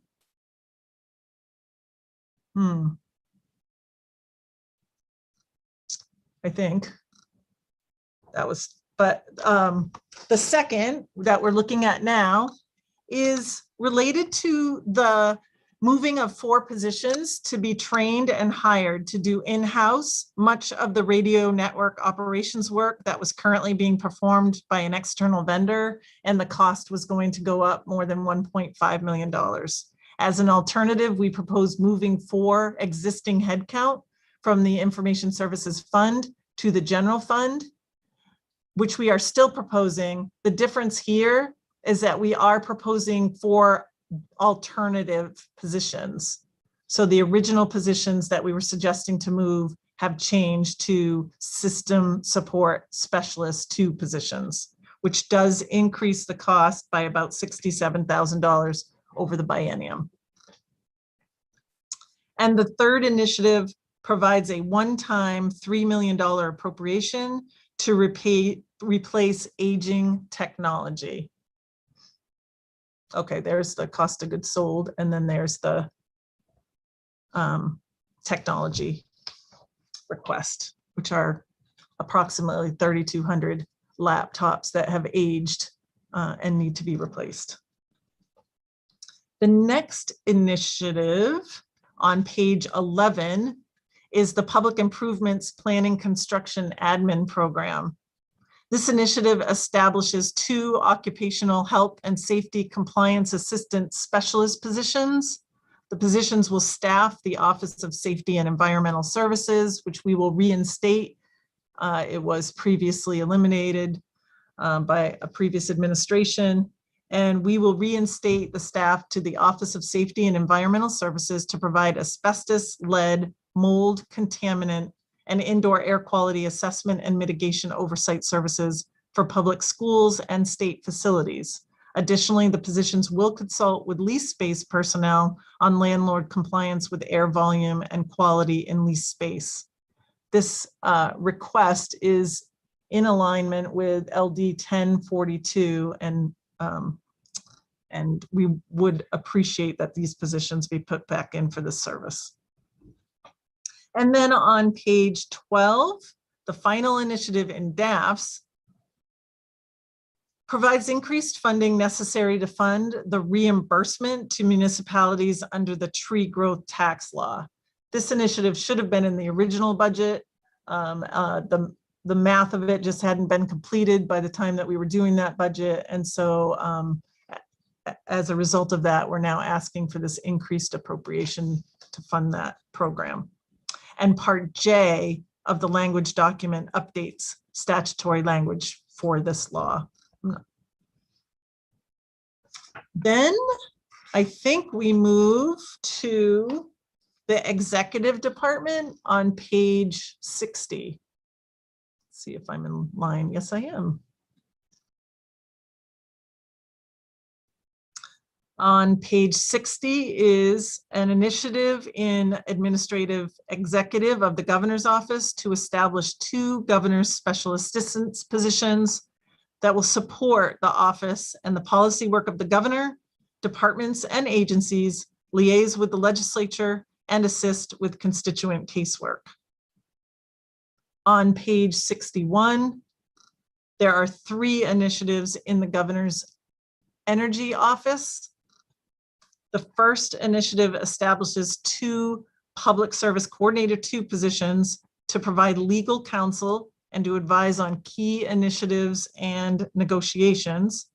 Additionally, the positions will advise in grid modernization proceedings at the PUC.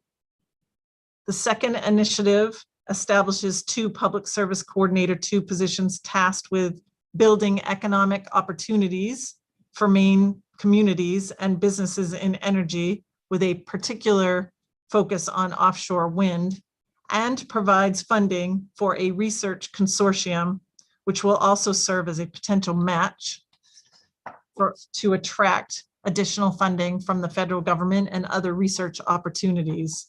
And then the third initiative establishes a limited period position ending in June 2023, which is supported by a transfer of funds from the Public Utilities Commission.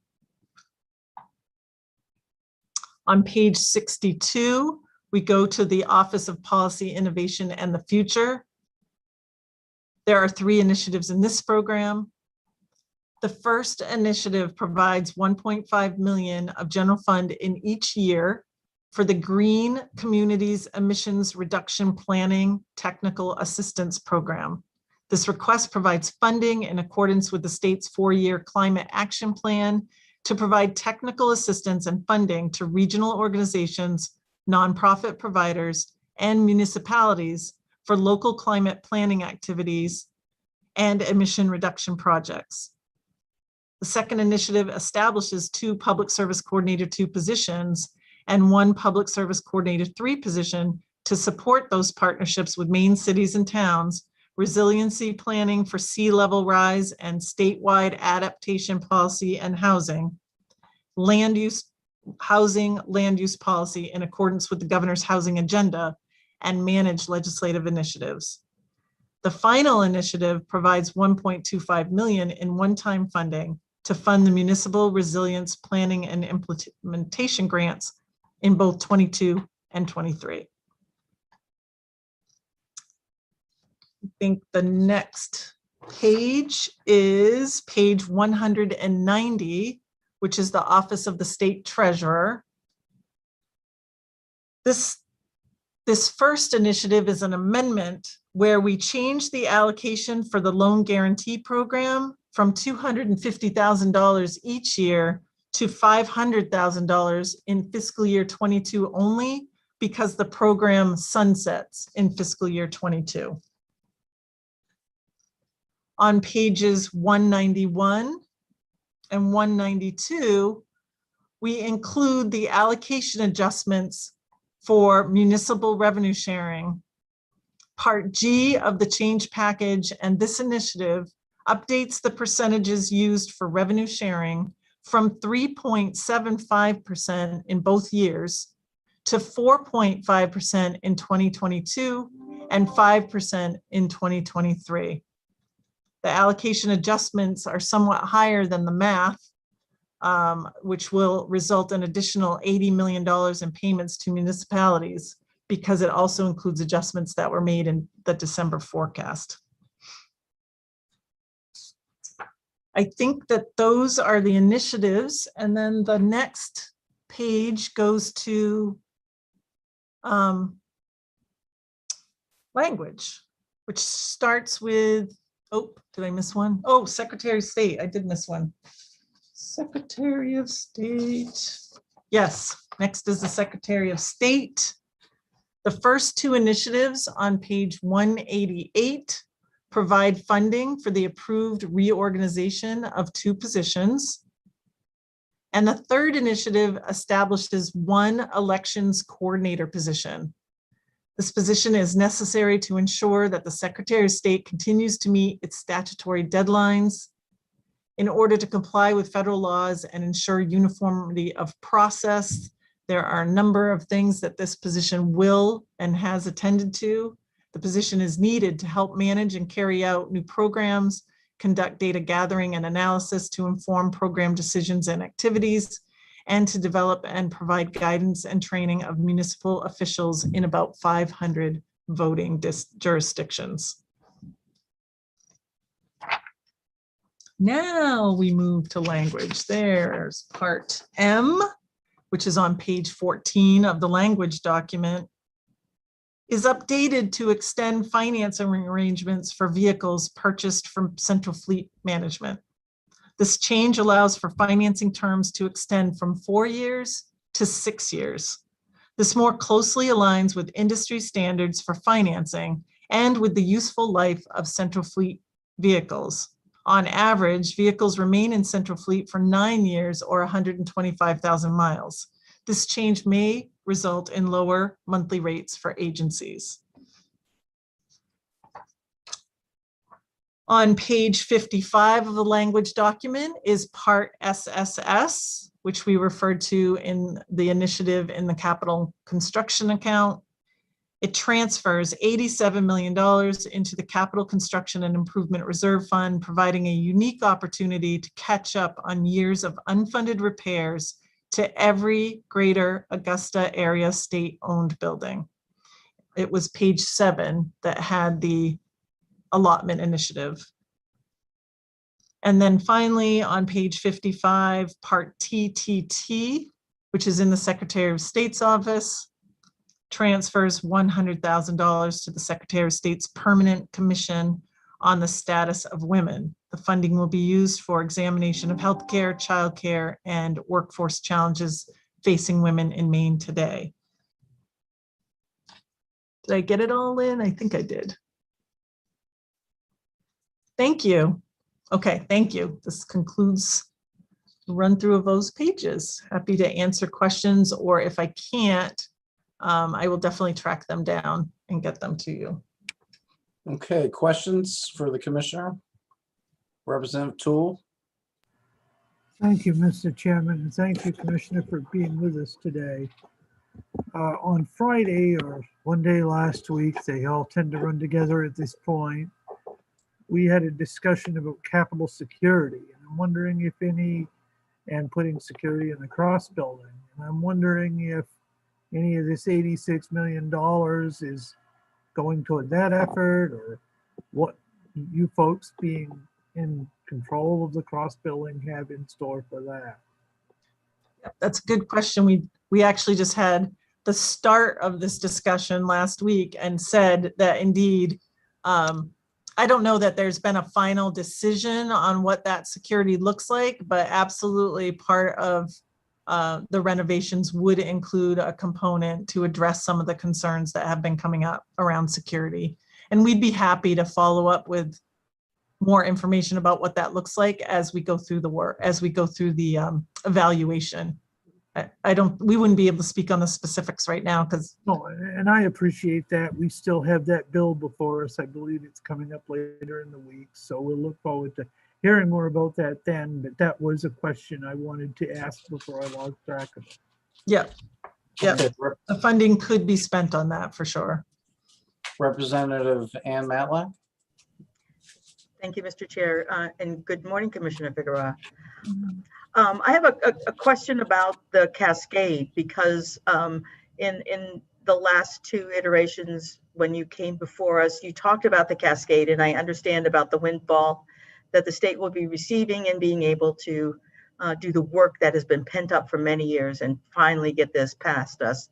But does that mean the cascade goes away, or is there a cascade somewhere that's going to solely accumulate funds so that when the $86 million is spent in the not too distant future, we will have money put aside to continue on with our renovations and so forth? For now, we are unincluding the change to the cascade because the $87 million will hold us for several years while we combine it with Maine Government Facilities Authority. And so rather than also doing a change to the cascade at the same time, we thought this gives us a little bit of time to talk about how we might want to consider funding it in the future and decide whether the cascade is the right place.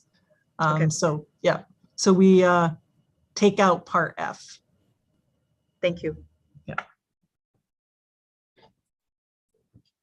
Okay, Representative Copeland. Thank you, Mr. Chair, and thank you, Commissioner Figueroa, for coming and putting all this before us. I wanted to follow up on what Representative Toole was talking about, and we have talked about the, the security issues, and it is in a bill that we're considering. And I just wanted to point out for your information that we're talking about, a long-term, well thought out plan and some kind of thing to implement sooner rather than later. I am not up to speed on, I know about that bill. And so I have a meeting later this afternoon with my Deputy Commissioner, Elaine Clark. And so I'd be interested to see what she says, as much what could be done quickly and how with the current environment that we have. I assume are we talking about both the cross and the state or just the cross? Yep. Yeah. Both, yes. And I know that the police chief talked about, something external to the building, some screening before you get in the building. Right. So, just FYI. Okay. I had a couple of questions about municipal revenue sharing lines that you had. So, just so I understood it. So there's disproportionate tax burden fund, 0472. And is that different than municipal revenue sharing? There are two different accounts that there's revenue share 1 and revenue share 2. And I have a tendency to just kind of talk about them at the same. No, that's fine. I just need to understand so that we're adding. What's the total amount that we're adding to revenue sharing? $80 million over the course of the biennium. Okay. Yeah. So it's an $80 million increase over the course of the biennium. And yes. That is 23 million in the first year and 46 million in the second. Is that correct? So there's right, because page 191 has Dispro, whichever one that is, 1 versus revenue sharing 2. And so it would be an increase of the 12 and the 18, and then the 23 and the 46. Okay, hold on. So we have, so the 20, okay, but I'm just focusing on this year. So this year we're adding the 12 and the 23. Correct, except that some of that is from the adjustment that happened in December. So the allocation amount is going to go up a little bit more than the $80 million that I'm talking about because we never adjusted allocation back in December. But the amount to go from 375 to 4.5 and 375 to 5 over the biennium is $80 million. Okay, so is that retroactive to December? No, we're talking about starting in 22. Okay, there was a bill that we voted on about having a retroactive for the last 6 months of this fiscal year. Okay, no, this proposal does not do that. Okay, but it's $80 million increase. Okay. Yep. Do you have is there a place that we could look at what individual towns would get if this was approved, or? I'm not sure about that. Yeah, But no, I will check. Okay, yeah, if you could just let me know, I'd appreciate it. Are there any other questions? I can't be more ecstatic about the $80 million increase in revenue sharing. And anybody that served on a city council or a town council knows that revenue sharing has been a issue for decades, couple decades. And town select people and city councilors are always on this issue, among others. So I think it's great that we can do this. Will hopefully lead to some property tax relief. So just want to express my position. Does anybody else wish to ask any other questions? Okay, Commissioner, I know you're a busy person and we appreciate your time. Lynn, what is our next step on these budget package changes?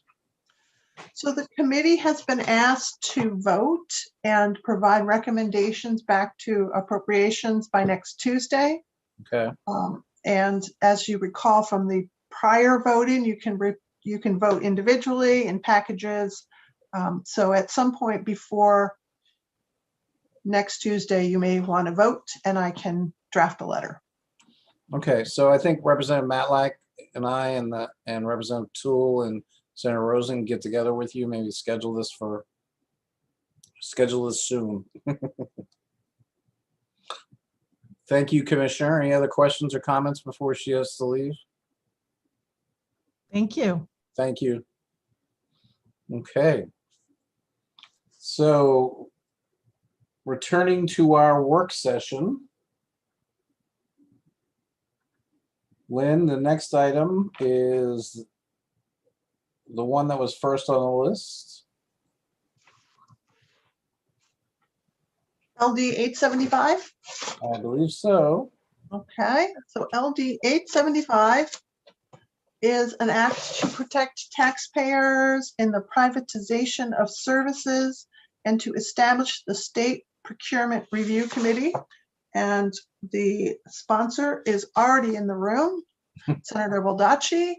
Let me find the bill analysis for you so that I can share it.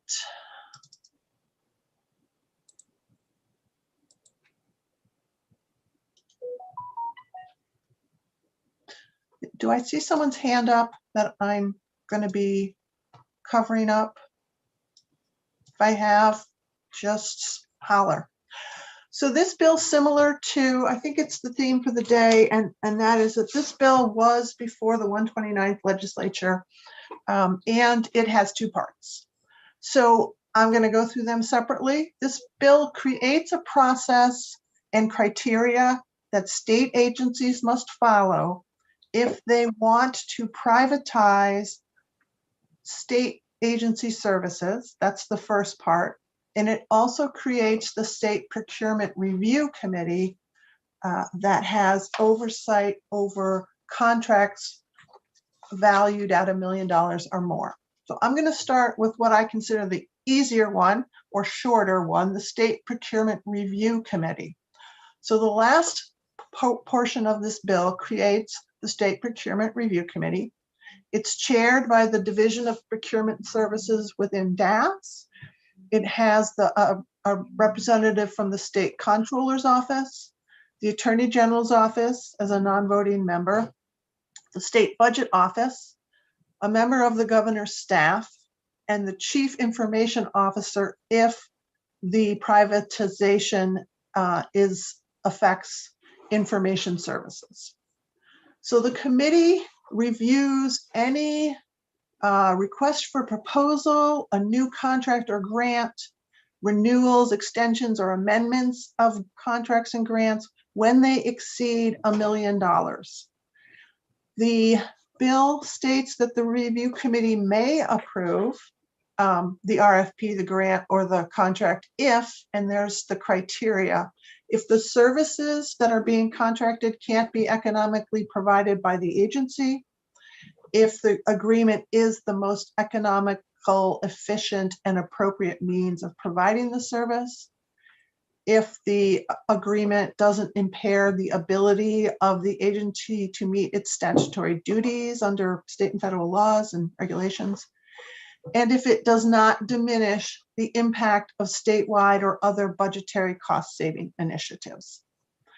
Another provision in this portion is if the RFP contract or grant exceeds of $3 million, the Attorney General's office has the opportunity to review the details and share any concerns they may have with the agency that is seeking to issue the request for proposal or enter into an agreement or contract. The first portion of the bill has to do with a privatization of state services. So there's this applies when a state agency is seeking to privatize services that are currently being provided by agency employees.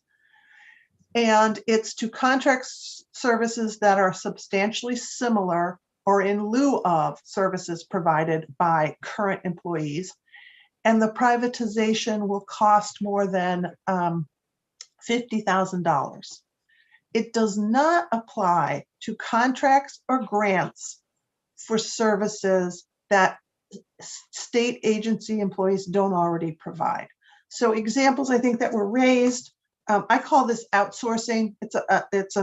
It's taking, for example, the medical review team at DHHS was privatized and an outside agency was hired to provide the services that were being provided by a handful of state employees. It does not apply to existing contracts or grants that have already been outsourced. So if the agency has already outsourced something, this does not affect that. It doesn't apply to the Maine Community College system. It doesn't apply for contracts for legal, management consulting, planning, engineering, or design services. And it doesn't apply to IT service contracts if the bargaining unit for IT agrees to those terms. So there's several components to this privatization bill. The first thing it does is it requires agencies who are looking at privatizing to do certain things prior to issuing an RFP. First, they have to determine what's called the comparable wage. So how much does it cost the agency? What's the lowest classification rate that they pay for each position that may be privatized? And what's the average private sector wage for that position? And the comparable wage is the lower of the two. So if private sector pays less for the position than the state, the comparable wage is the private sector. If the state pays less than private, it's the agency wage. The agency has to determine how much of the health insurance plan coverage do they provide for their employees and their dependents. They have to determine the agency cost. How much does it cost them to provide the services that they're seeking to privatize? And that doesn't just include the direct costs, such as the wage to the employees. It includes indirect costs, such as contributions to pensions, insurance, other employee benefits. So they find these three components of information. They give that information to the Attorney General's office, to the department, DAFs, and to an employee organization representing those state employees who might lose their jobs due to the privatization. So then after they've determined that information, they then can prepare an RFP, and the RFP has to have certain requirements on anyone who wants to bid. Bidders have to pay that minimum wage rate, that comparable rate. They have to provide comparable health insurance coverage, and they have to pay at least the same percentage for the health insurance to those employees.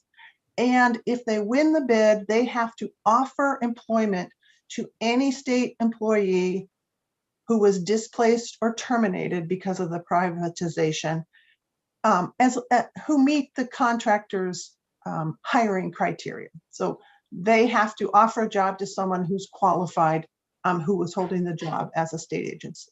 So those are the conditions that they have to put into the RFP. They issue the RFP, and once the RFP comes back, the agency then has to determine what is the actual cost? What is the contract cost if they accept a bid? So they determine which bidder they want to select, and then they add up the cost that the bid, let's say the bid was $1 million, plus how much is it going to cost the agency to transition services from state agency to private entity?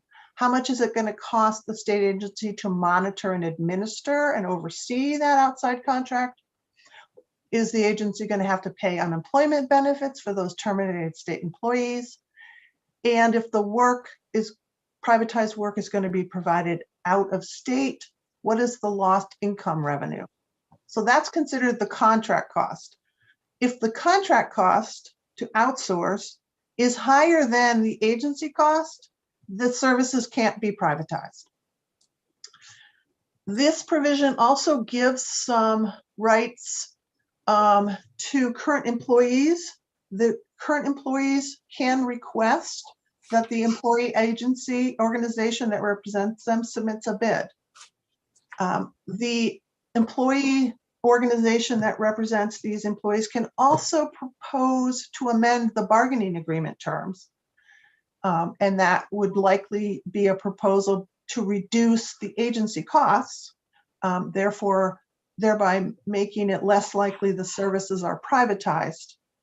And the employee organization can ask the DAFTS commissioner to review all those calculations that I mentioned before to make sure the agency has been following the requirements and the criteria. So this bill also has certain required submissions to the Attorney General's office. And as you heard, the Attorney General's office was one of the interested parties who worked with a group of others on the drafting of this bill from the 129th. So the information that goes to the Attorney General's office is the summary of services, that comparable comparable wage calculation. All of those calculations go to the Attorney General, and that allows the Attorney General to have the ability to intervene in the process, to require the attendance and testimony of state employees and production of documents if they decide to review the process. They can conduct a review at the request of an employee organization, or they can file civil suit in Superior Court. And the last item of this bill is that the department DAF may prescribe forms and adopt rules that are routine technical. So there were several entities that testified, and I believe some of them are in the, I believe Anya and Adam Good and perhaps Jeff McCabe, Bill Norton, and Eric Jorgensen, among others, are in the waiting area. Yeah, we should bring them in case there are questions. So in the prior session, as I said, this bill was LD 1458, and it was voted out of the State and Local Government Committee, ought to pass as amended 8 and ought not to pass 5. The amendment is the bill you have before you. And this happened just prior to the early adjournment in March, so the bill never made it to the floor to be voted on. There was a fiscal note in 1458 that said the cost to the state departments and agencies because of these changes are expected to be minor and can be absorbed with existing budgets. As I said prior, that doesn't guarantee that if you vote the bill this time that the fiscal note will be the same, just for informational purposes. The other thing I want to point out is this bill contains exceptions to the Freedom of Access Act. There are 5 of them.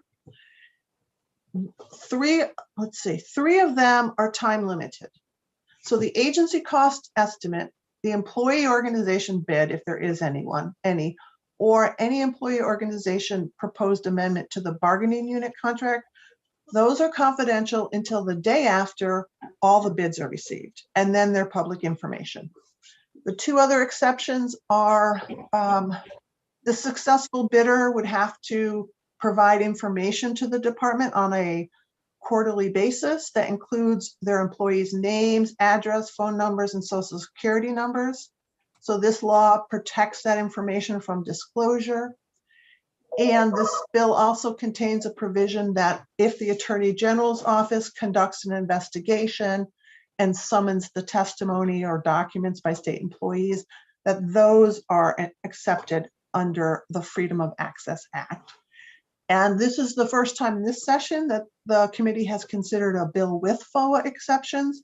So I'm highlighting this because there is an approval process. If you pass the bill out of committee, then there are some documents I produce, and there is a public hearing in front of the Judicial Committee for them to review and hopefully approve these exceptions. That process did happen in the 129th, and these exceptions were approved by the Judiciary Committee. There were several information requests. One was to identify the quasi-independent state agencies. I believe the Turnpike, it was a question about whether the Turnpike Authority was a quasi-independent, which it is under item 17, and whether the University of Maine system was a quasi-independent, and that also they're in there. The question, I think, was whether this applies to quasi-independent state agencies. And it appears that I'll have to go back and answer that question again. Well, actually, no, I don't, because I've provided the answer in the next section. So in this bill, a state agency means any body of state government authorized by law to adopt rules, issue licenses, or take final action. So I think that's a pretty broad interpretation, though it does exclude the governor, the courts, the University of Maine system, the Maine Maritime Academy, school districts, special purpose districts, municipalities, counties, and other political divisions. So this is the definition of who is affected by this bill. And I didn't find any, there was no fiscal impact, and I think my next page is blank. So that is my bill analysis. I'm happy to answer questions. Okay, any questions for Lynn? Okay, I think that Representative Bryant, did you have a question? I'm sorry. You're on mute. My apologies, no. Did I have my hand up? Or? Oh, I thought you were talking, so I'm sorry. My apologies. Never mind. So we have a number of guests: Eric Jorgensen, Jeff McCabe, Adam Good, Aaron Courtney, Bill Norbert, Anya Trundy, Samantha Warren, Troy Morton. Do any of those individuals wish to comment on the analysis? Okay. So I think that one of the issues, Maine State, okay, Aaron Courtney.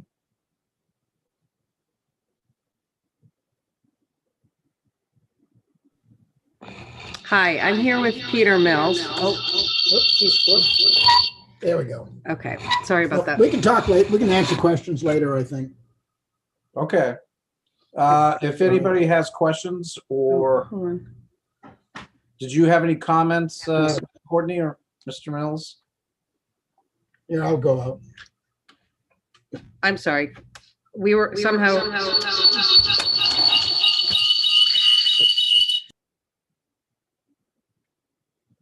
That's all right. Don't worry. We're supposed to have at least a couple of technical glitches per day. We would like to, we very much support the FAME proposal to exclude the quasi-independent agencies, of which there are 23 of them. Several of them are excluded by name in the bill. And it seems to me they ought to be excluded categorically because they're so, all of their financial functions are so, and their employment functions are so independent of state government as such. That is why they are independent in the first place. Okay. Any questions? Okay. Jeff McCabe and Adam Good. Does any of our guests wish to speak? Okay. Any committee members wish to speak or ask questions? Representative Bryant. Thank you, Senator. I'd like to ask, maybe Jeff, or about what his feelings about categorically taking out the quasi-state agencies. Yeah, thank you for the question, Representative. Jeff McCabe, I serve as the Legislative and Political Director for Maine Service Employees Association. It's exciting to see so many folks interested in this bill. It was great to see my neighbor up the road, Peter Mills, jump on as well. I think for us, our focus for sort of this round in discussion of the bill was really the state entities and agencies. We had some questions, like some of the others, whether this bill actually affects some of those quasi-agencies. It wasn't our impression in talking with our attorneys and some other folks that it really picks up Maine State Housing and Fame, but at the same time, we understand, the concerns that they have. I think that the other piece too, in regards to some of the services that already exist and are already privatized, this bill is really not looking to pick up those types of services. It's really current state services and those that are staffed and that those functions are being carried out by state employees. So that's sort of our focus with this bill. And I do appreciate the analysts for working on this bill as well as some others over the weekend and getting us some helpful information. So I'm not sure if that answers the question, Representative, or if you want me to elaborate more. Okay. Perfect, thank you. Any other questions or comments? Jeff, did you want to make any comments or reactions to the bill's analysis that we received? I don't have anything at this time. I'm happy to hang out here and sort of watch where the conversation goes today, if it's helpful for the committee, and then sort of answer those questions as we go. Okay. Any other questions or comments by members of the committee? Okay. We don't, Lynn, right now, Fame is, we need to have an amendment to exclude Fame. Is that correct? If you want to specifically exclude, yes, I would suggest an amendment. You can have it specific to certain organizations. You can amend out whole categories. Though I will say I do think that, as Jeff said, that the way the bill is drafted, those entities are unlikely to be affected because unless they are employing state agency employees or they are privatizing services. Okay. So I think the first question is whether to include quasi-independents as a group or to pick and choose. Representative Bryant, since you already weighed in on this, do you want to venture a comment? I checked with Bill Norberg also just before we get too far, just give him a chance to see where he's at. Sure. Bill, good morning. Welcome. Good morning. Thank you, Mr. Chairman, and Representative Matlack and members of the committee. Thank you, Representative Bryant, for asking us to be called on. Yeah, we just want to, first of all, express our appreciation for our friends on Mr. McCabe and Mr. Good and others for listening to us. I think they're open to our amendment. I would just suggest, as Mr. Mills did, that all the quasi-independents, it would be cleaner and easier, straightforward to exempt us from the provisions of the bill. We do respectfully believe that we are captured in the bill, even if the intent isn't to capture us. For instance, our IT services would be, because we don't have a collective bargaining unit to run them by. We also might get into new contracts, never mind the existing ones we're involved with, but new contracts with different vendors or new programs that are assigned to us that would come under this. So again, we do encourage you just to consider just striking all the quasi-independents, since the stakeholders agree that we're not really the object of this bill. Thank you very much. Thank you, Mr. Norbert. welcome. Representative Mark Bryant. You're on mute, sir. Not having heard from Madam Good, but that seems to be the direction we're going. But if I could hear from Madam Good to make sure that everything's good with him, also just to cover the both bases, if that's possible, Senator. Absolutely. Always great to have Adam Good. Honorable Adam Good, why don't you tell us what your viewpoint is on this? Good morning, members of the State and Local Government Committee, and to the Senate Chair and the House Chair. I think that, you know, we all seem to be in agreement that these quasi-governmental agencies are not object of what we're after. A third potential option might be to change the definition of agency employee in the bill to explicitly only cover people that are working under a collective bargaining agreement. That might just be a different way of getting at this. I think that would probably wind up covering FAME and the Turnpike Authority and all those agencies, but would be more clean in terms of future potential changes in state government from time to time, or different agencies into the future, that if it only applied to employees under a collective bargaining agreement, that would just be an option for you all to consider. I think fundamentally, we don't feel like any of these potential directions that harms the integrity of the bill, what we're trying to do. But in just thinking through, you know, whether this type of thing would have to be opened up into the future to make different changes based on the intent, that could be an option that catches everyone more appropriately. Okay. Mr. Norbert, did you want to comment on that? Sure. Thank you, Mr. Chairman. I have no problem with that. That would work for FAME. I can't speak for the others. I wonder if there are any quasi independent agencies that are covered by collective bargaining. I know we're not, Maine Housing isn't, but I can't speak for the others. Okay. Yes, Mr. Mills. There are, in the bill as it's drafted, there are already excluded entities that do have collective bargaining. The University of Maine system and the Maine Maritime Academy, all the school districts in the state, all special purpose districts, municipalities, counties, all of these are excluded from this bill already. I'm not sure why all of the quasi-independent agencies as a group, which includes the University of Maine, the Maine Maritime Academy, and FAME, and the Maine State Housing Authority. There are 23 of us, and I'm not sure why they shouldn't all be excluded. I want to add one other thing. This bill, in many respects, was a negotiated bill over the last year in direct, and from what I can tell, rather fruitful discussions with DAFs, the administration, and others who are work for and are directly governed by, the governor's office, the administration itself.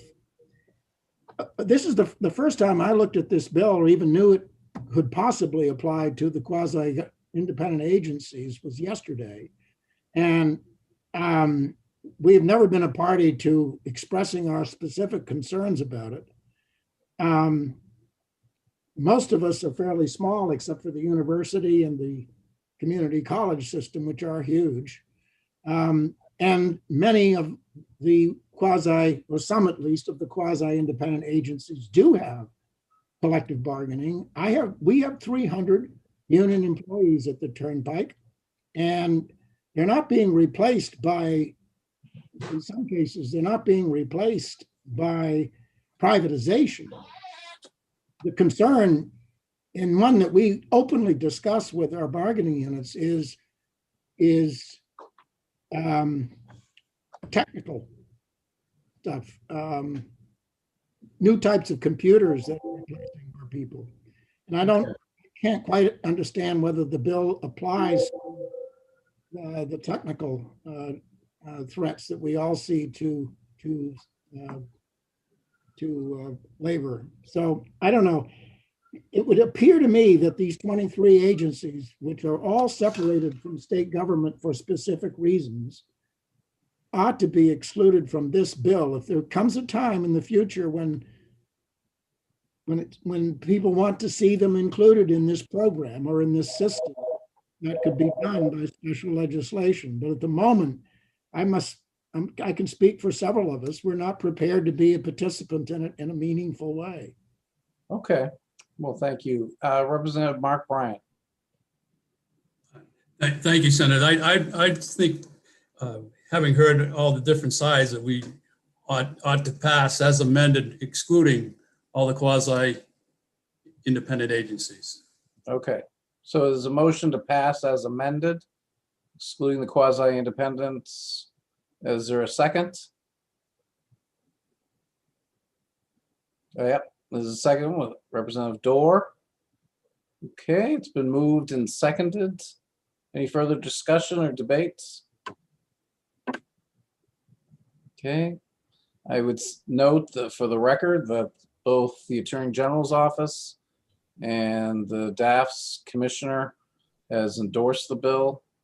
I would also note that this was primarily worked on by former Senator, now Secretary of State Shanna Bellows, who worked to bring all the stakeholders together. And I think that this bill is the final product of all that. So with no further ado, I'd ask Cheryl to call the roll. LD 875 ought to pass as amended. Senator Joseph Baldacci. Yes. Senator Joseph Baldacci, yes. Senator Kimberly Rosen. No. Senator Kimberly Rosen, no. Senator Ned Claxton. Yes. Senator Ned Claxton, yes. Representative Ann Matlack, absent. Representative William Toole. No. Representative William Toole, no. Representative Mark Bryant. Yes. Representative Mark Bryant, yes. Representative Randall Greenwood. No. Representative Randall Greenwood, no. Representative Sean Paulus, absent. Representative Francis Head.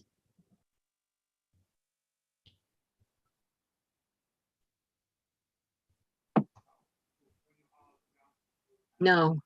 Representative Francis Head, no. Representative Donna Dorr.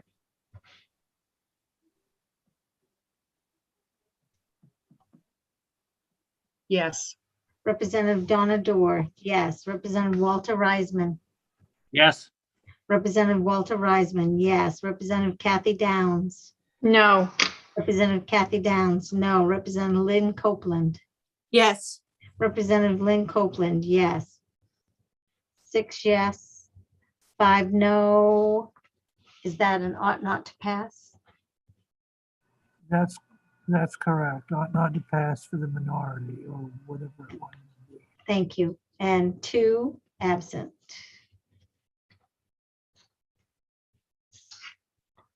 Okay, so that's LD 875. The next work session is LD 1042. Is Representative Harnett? Can we have him come in? And Yes. He's on his way. thank you.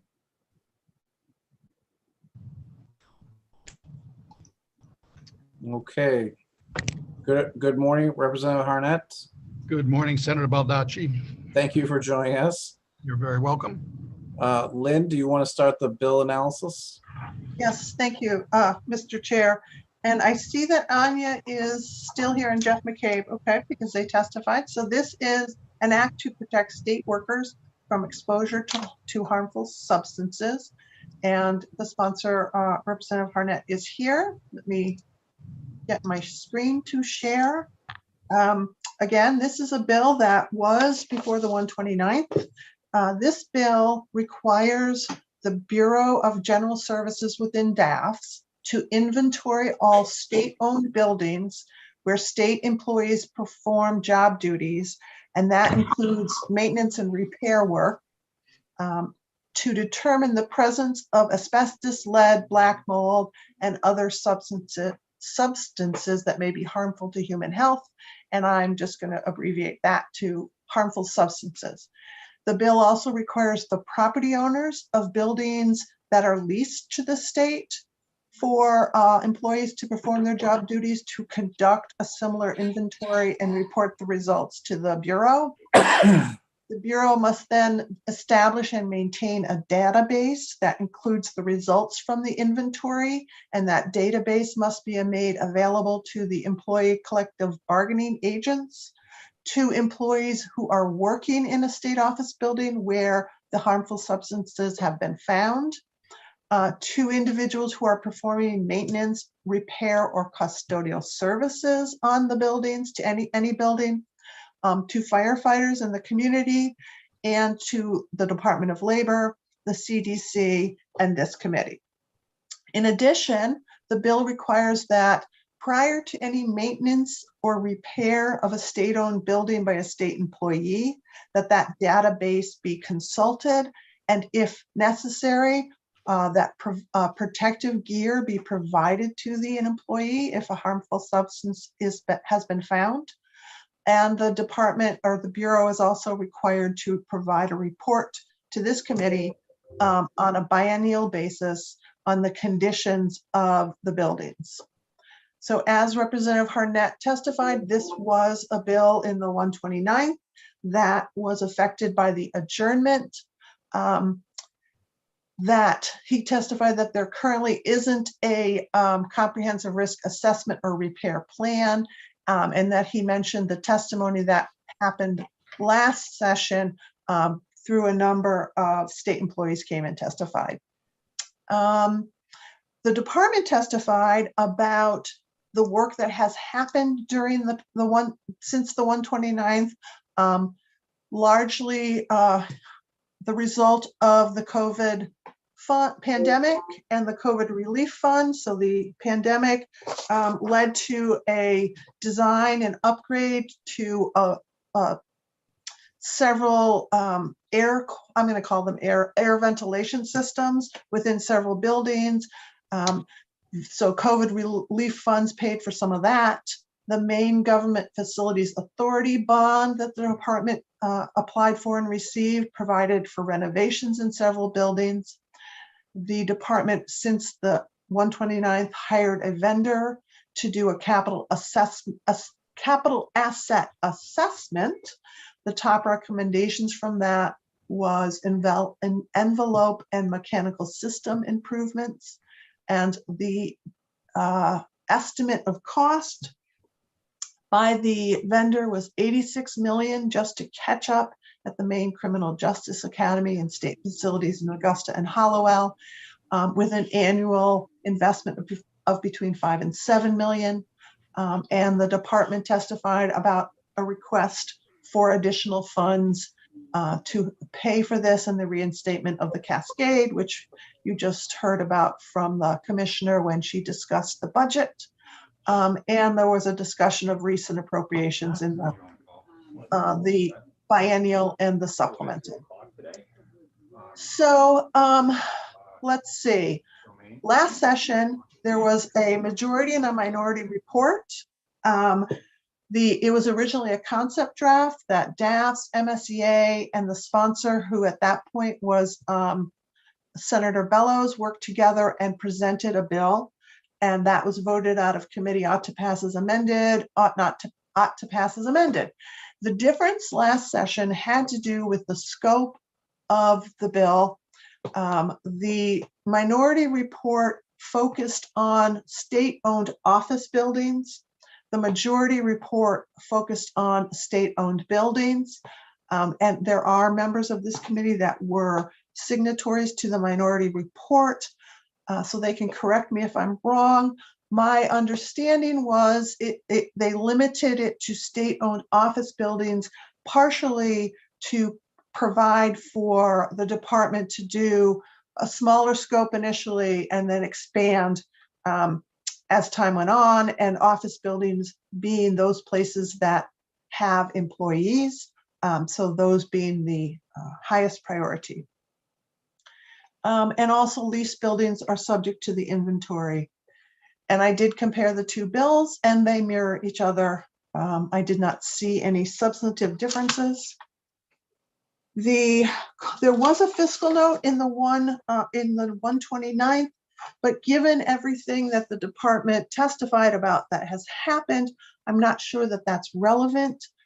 because some of the cost was going to be associated with inventories and assessments.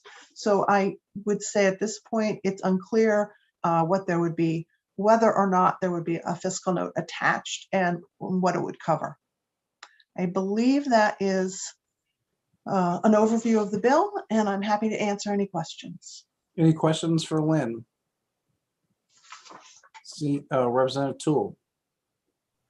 Thank you, Mr. Chairman. I'm not sure if this is for Lynn or who it's for, but I know at one point, given our presentation earlier, there was a discussion about using $86 million to upgrade various state facilities and disrepair or what have you. I wonder how much of the work that is in this bill has already been completed, and if that which has been completed could be removed. If the Anya or Ms. Trundry or anyone else in the administration would care to weigh in on that, or even the sponsor.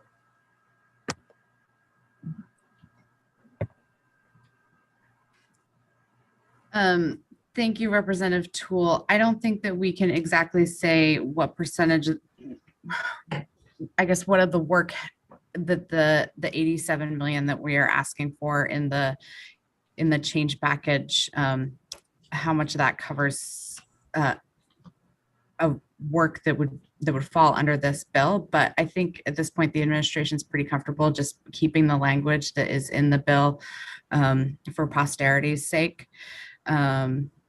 And the good news is that we do have that fiscal request and through the change package to fund some of this, or actually I think all of this, and then also in the budget is 2 positions to within BGS specifically devoted to building safety, and that was what had accounted for the fiscal note 2 years or a year ago. And funding it this way, Ms. Turner, you can correct me if I'm wrong, would mean we're not bonding for it. Therefore, there are decades of interest payments we're not making because we're doing it this way. So that by itself is a long-term savings. Representative Harnett. Thank you very much, Senator Baldacci. Nice to see the committee again. I thank your analyst for the bill analysis.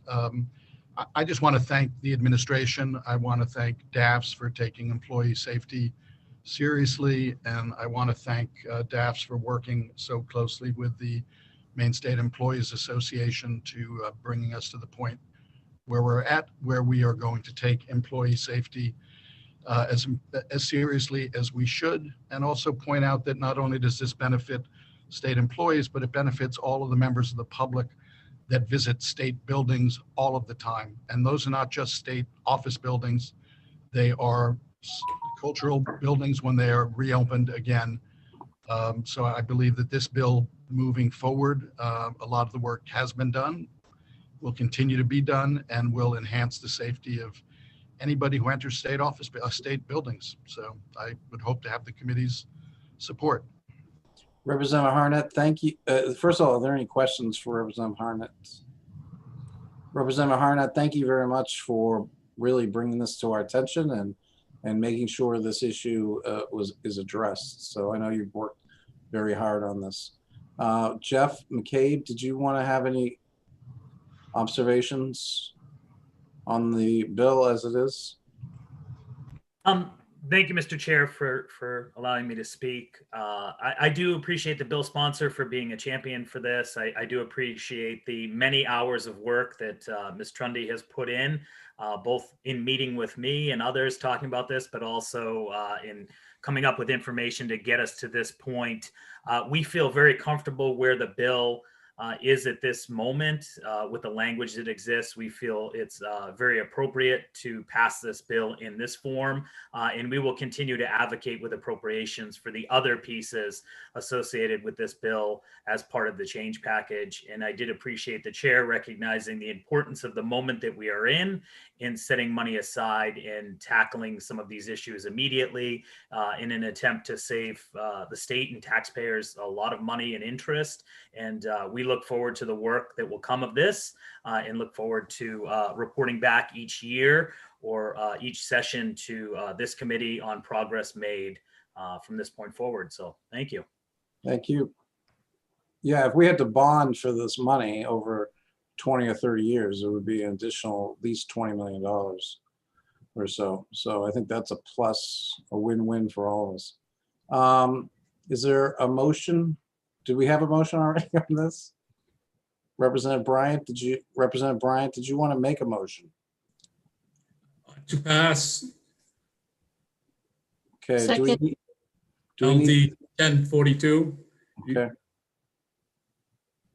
We need to note any amendments that are gonna happen? Lynn? Thank you, Mr. Chair. Just an amendment for the fiscal note, if there is one. That's Okay. the only one that I would say to consider. Okay. Thank you, Mr. Chair. That's a good idea. That's included in your motion and the second, correct? Yes. Okay. Representative Tool? Yeah, can we take a 10-minute break? Sure. Okay, thank you. Thank you.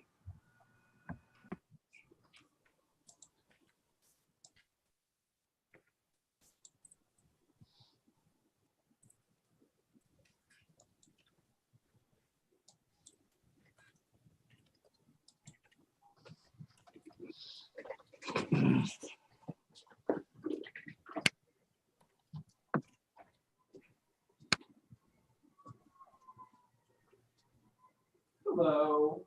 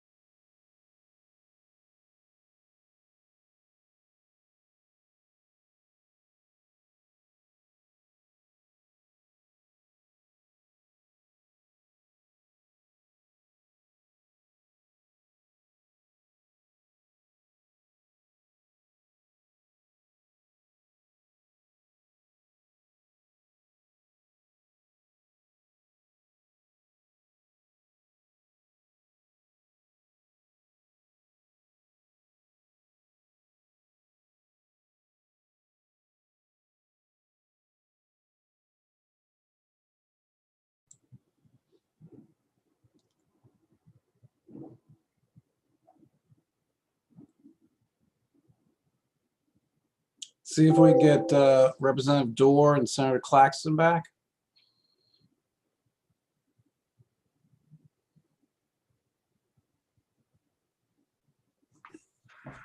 Here he is. And there they are. We're all back. Representative Tool, you ready to go? Thank you, Mr. Chairman. I did want to comment before we start with the vote, if that's okay. Absolutely. Okay, so myself, I think this is a great idea. We certainly all want to look out for our employees. I'm very encouraged with what the commissioner said earlier this morning about some of the movement, or not even just this morning, but really in relation to the bill, that work is underway. And with that, I question, with all of that work going, the question the need for the bill, but at the same time, I'm also sensitive to the fact that we do have people working in workspaces that we really do need that nudge. So I'm a little conflicted. I will not be voting for the motion before us, but certainly will be interested in offering up another report when the time comes. Okay. Are we all set to vote? We have a motion and a second. Cheryl, you want to go forward? LD 1042 ought to pass as amended. Senator Joseph Baldacci. Yes. Senator Joseph Baldacci, yes. Senator Kimberly Rosen. No. Senator Kimberly Rosen, no. Senator Ned Claxton. Yes. Senator Ned Claxton, yes. Representative Ann Matlack, absent. Representative William Toole. No. Representative William Toole, no. Representative Mark Bryant. Yes. Representative Mark Bryant, yes. Representative Randall Greenwood. No. Representative Randall Greenwood, no. Representative Sean Paulus, absent. Representative Francis Head. No. Representative Francis Head, no. Representative Donna Dorr. Absolutely, yes. Representative Donna Dorr, yes. Representative Walter Reisman. Yes. Representative Walter Reisman, yes. Representative Kathy Downs. No. Representative Kathy Downs, no. Representative Lynn Copeland. Yes, of course. Representative Lynn Copeland, yes. 6 yes, 5 not to pass. Representative Toole, did you want to comment? Yes, for myself and those who would like to join would be ought to pass as amended with the minority report from 2 years ago, which I believe Lynn has. It limits it to state office facilities. Believe that's the gist of it. Would make that as a minority report, and believe there may be others joining me on it. So you may want to check with others. Yes, I'll be joining Representative Toole on that. And Representative Downs concurred. Representative Greenwood?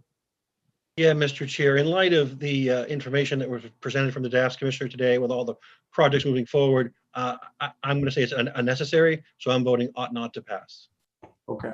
So you concur in the ought not to pass report of Representative? I would be a separate report from Representative Toole and Rosen and Downs for ought not to pass. Okay, gotcha.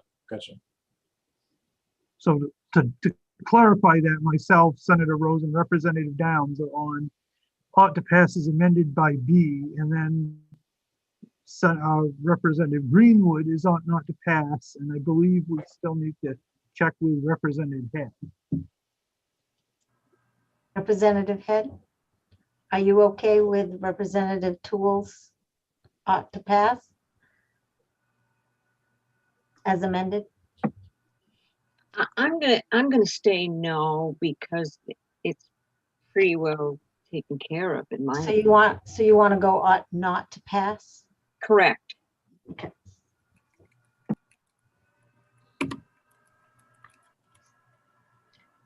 All right, so I have 6 ought to pass as amended. I have 3 Representative Tools ought to pass as amended. And I have two, Francis Head and Randall Greenwood as ought not to pass. Okay, And I have two absent.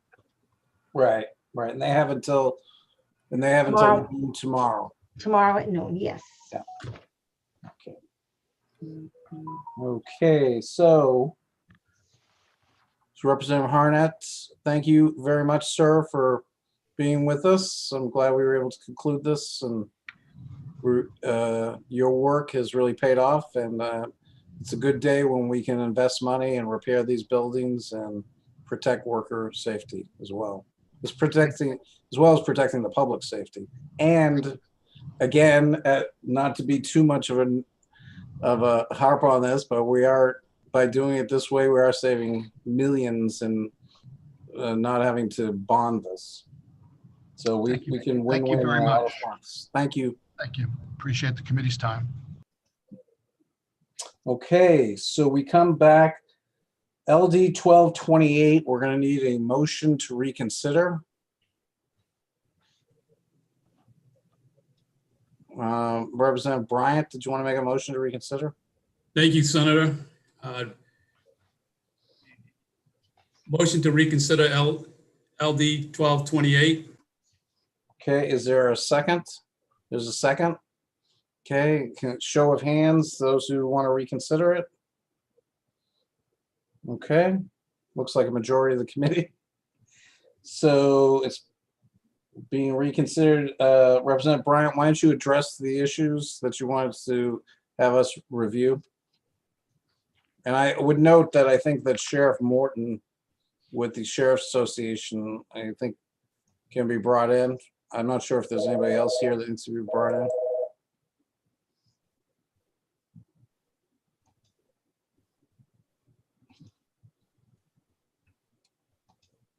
Thank you. Go ahead, Representative Bryant. Well, actually, Lynn, did you want to make any comments on the analysis? Because I think you provided this previously. I did. Thank you, Mr. Chair. I think Representative Bryant, I have the amended language ready after Representative Bryant, I think, walks the committee through. I can share it if the committee is interested. Yeah, why don't you want to screen share it? And that'd be fine. Also, if you want to bring in Rebecca Graham, just in case she has something to address. Okay, great.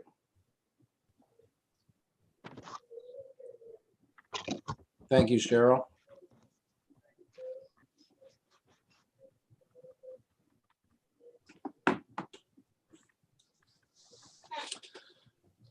Okay, Representative Bryant, you want to tell us what you would like us to know?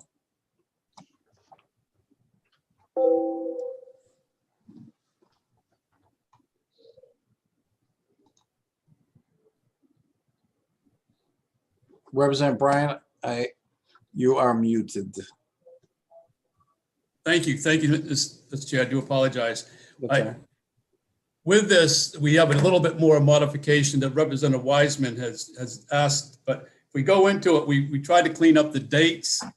And as you can see under section 1, this just refers to the sheriffs and refers to the state police. It doesn't take in the municipalities. And we did that for the reason that most of the congested areas have dispatchers, but a lot of the rural areas don't. And a lot of the congested areas of counties, the counties, sheriffs and whatnot go through dispatchers, but a lot don't. And so then we also had, in those areas, we have people stranded on the side of the road, and sometimes you go to the hospital or you go somewhere else and you try to find your car, you don't know where it is. And you have no way to really find out because the data isn't always there. At other times, you have these rural areas where there's a perceived bias as to who the sheriff or the state police person takes, and that can be true and cannot be true, but without data, we have no way to know to help either side. So we try to put in this law that would try to get some accountability, have a centralized record that people could find. So they could find the car. They could also see who towed the car and have a record to see what's really going on in the area. And that was the main crux of the bill. So we put in this part here, you can see the date and time. Representative Wiseman had two suggestions, which I think are very good. If I can try to get around this screen here so I can get to my stuff, I'll help you a little bit. One minute. And so we wanted to add in, as you can see, in the time, we wanted to also add in a registered vehicle owner's name, because without the name, sometimes it's hard to find them and then in the second part, the contact telephone number, we wanted to add into the contact telephone number of the towing company. So we wanted to add into what you see there. On A, we want to add in the name of the and of course, I haven't talked to our analyst on this, so she's listening, but we want to add into this non-consensual tow the name of the owner of the vehicle. And under B, we want to add in the telephone number, how to not only the towing company, but add into the telephone number, how to reach this towing company.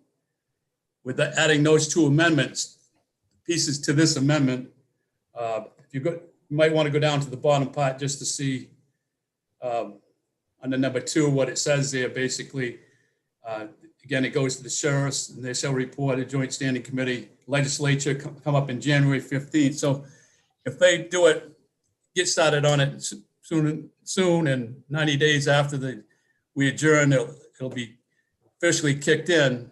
They come back and report to us January 15th or by January 15th. That gives them a chance to get a report together the 1st of January.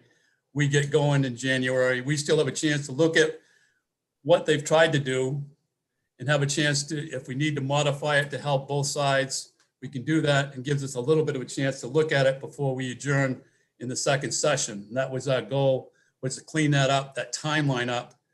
And with the modifications of that and Representative Reisman's suggestions, my motion and time would be to accept this as amended as our majority report, and just add in there those two amended version to that, the telephone number of the towing company and the name of the owner of the vehicle. Okay, is that a motion, Representative Bryant? I'll move as amended. Okay, is there a second? There's a second, motion a second. And the amendment would also include if the fiscal report, which is kind of shows there, because it shows us it is a mandate, so it's a 2/3 voting anyway. So in order for a mandate to be passed, it would be 2/3 vote through the two bodies. Okay, and Representative Greenwood, you have a question? Yeah, thank you, Mr. Chair. It was only 7 days ago we voted this out, and I guess I can't seem to find my papers, but could Lynn walk us through what we voted on May 10th? And could Cheryl walk us through what the vote was and who voted on which side? Please and thank you. Well, why don't we start with Cheryl, because that'll be shorter. Cheryl, who voted on each side? Okay. Yes, I have on the 10th of May, the following people voted ought to pass as amended. Senator Baldacci, Senator Claxton, Representative Matlack, Representative Bryant, Representative Paulus, Representative Dorr, and Representative Copeland. I have ought not to pass were Representative Toole, Representative Greenwood, Representative Head, Representative Reisman, and Representative Downs. And Senator Rosen was an absent. Okay. Okay, so that's answer question part 1. And then Lynn, you're going to address part 2 with your memo. Yes, thank you, Mr. Chair. So when the committee voted ought to pass as amended on the 10th, the amendment to the original bill was, let me just check, was to include a report back date of, in April, a mandate preamble. So the mandate preamble was voted on the 10th to be added, a report back date in April, and an effective date of January 1st, 2022. So what Representative Bryant is proposing is to, I think he has 4 amendments from what was voted on. Take out the effective date of January 1, which would mean that this goes into effect 90 days after adjournment. Take out the effective date, add 2 items into 1A, excuse me, 1 item into 1A, which is the registered owner's name, add into B, the telephone number of the towing company, and then the report back is January 15th. It's moved up to January 15th of 2022. Does anyone have questions? Thank you. Does that sound accurate, Representative Bryan? Absolutely, absolutely it is that she did extremely well and she's worked hard on this amendment as she has with all of them. We ought to give her a lot of thanks every time we see her. Yep. Thank you. Yes, it is. Okay. And Representative Greenwood, does that answer your question? It does. Thank you, Mr. Chair. Sure. And Representative Toole? Yes, thank you, Mr. Chairman. So my question is for Sheriff Morton, whether these changes significantly change the Sheriff's Association's position of ought not to pass. And like, yeah, that's my question for Senate. Sheriff Morton. Thank you, Representative. I am Troy Morton, the Sheriff of Penobscot County, also President of the Maine Sheriff's Association. Appreciate you allowing us to weigh in. I greatly respect Representative Bryant's bill. But again, the Maine sheriffs have to oppose this. Representative Bryant was not correct by saying that sheriffs do not use dispatch centers. Of course we do. We all have dispatch centers. They're not run by the sheriff. They're run by the counties. And that was one of our points that we were trying to make, where by putting this into law, you're asking the sheriffs to do a rotation list tracking information about tow services that is actually run by a different organization. So I'm not sure even how that works out when we're mandating something for the sheriffs to do that is run by another organization, being the regional dispatch centers across the state. Also, on the other end of this, as I told you, we have one here in Penobscot County that works. It's taken a long time to get there. Just the 2 amendments that he made today by adding telephone numbers and registered vehicles, that's even making it more complicated to a system that's not built for this. The fiscal note is one piece, and then the timeliness of this is going to be another issue. And I also would have to argue, I'm not sure, folks, that this fixes the root cause of some of our challenges of working with tow services that greatly impact those that need these in non-consensual tows. Okay. Any questions of Sheriff Morton? Representative Greenwood? No, my question wouldn't be for Sheriff Morton. It would be for Rebecca Graham. If she's listening, could she weigh in on, she made a point that the municipalities fund the counties. And again, this is a mandate and will require additional work. So I was just curious if that's still her position on this proposed new language.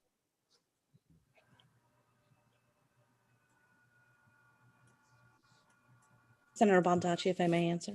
Oh, yeah. No, go right ahead. Thank you. Thank you for that question, Representative Greenwood. Yes, you are correct. That does get passed on to us through county tax assessment. And that would be also for the dispatch center as being part of the counties. Thank you. Representative Dorr, I think you had your hand up. You're on mute. You got to unmute yourself. Thank you. I don't know if Sheriff Morton can answer this or not, but probably he can.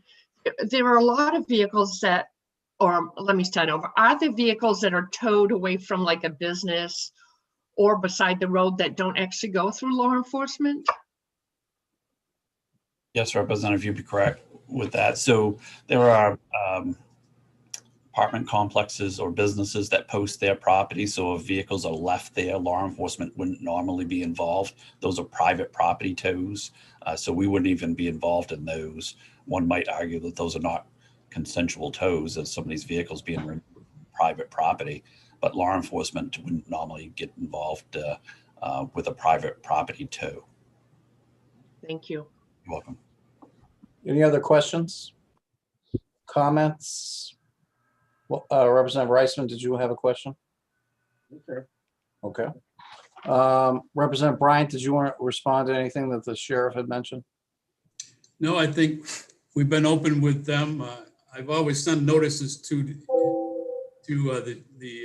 Anne Marie to the sheriff's office, and actually had them at our one of our Zoom meetings here. So, and I think that also Major Scott has been extremely helpful and open, and I think it's a chance to have everybody take a look at what's going on, see how extensive it is to have a central communication. And I think it could be expensive, but I think with our technology today, getting closer to it, I do think that in fairness to Sheriff Morton and to the state police and to the municipalities, in time until the towing industry is regulated, it's hard. It's also hard for anything to happen in a centralized way. So it's a two-edged sword.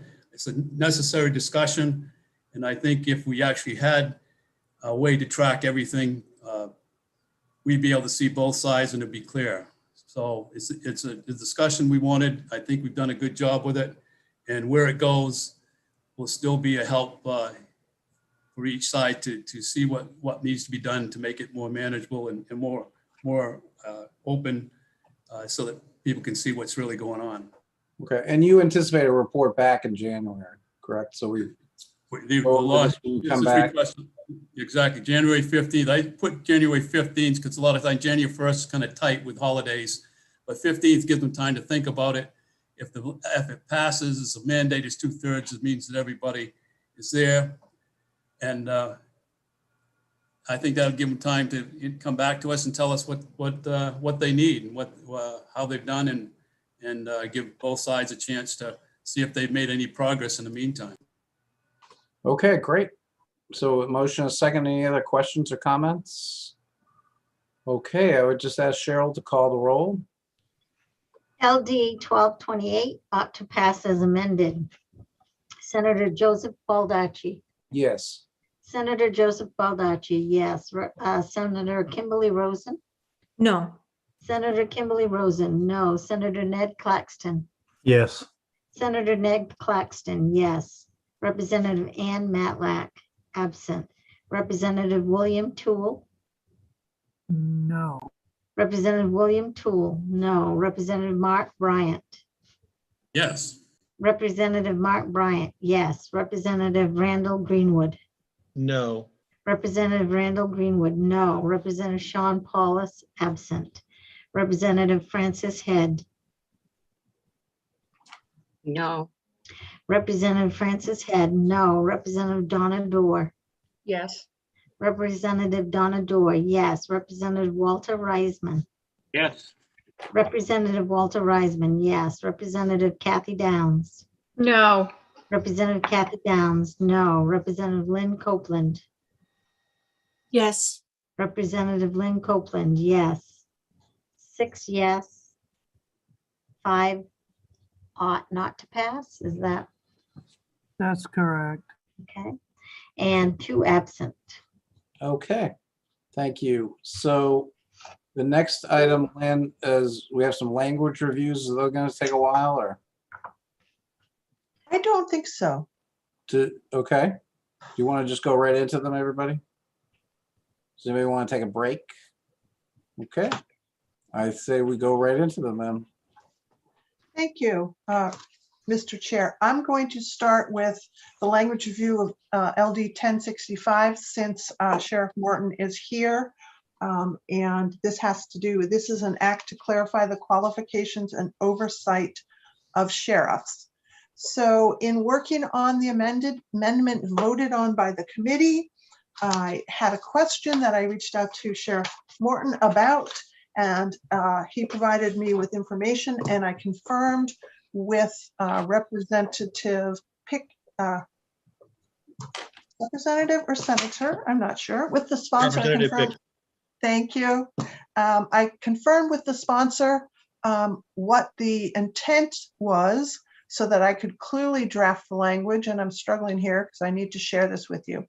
So the lead in is because to accomplish what I believe is the intent of the committee and the intent of the sponsor and the sheriffs, it's going to look a little different. So the distinction that I've made, and I believe is the committee's intention, is a distinction between a candidate for sheriff and a current serving sheriff.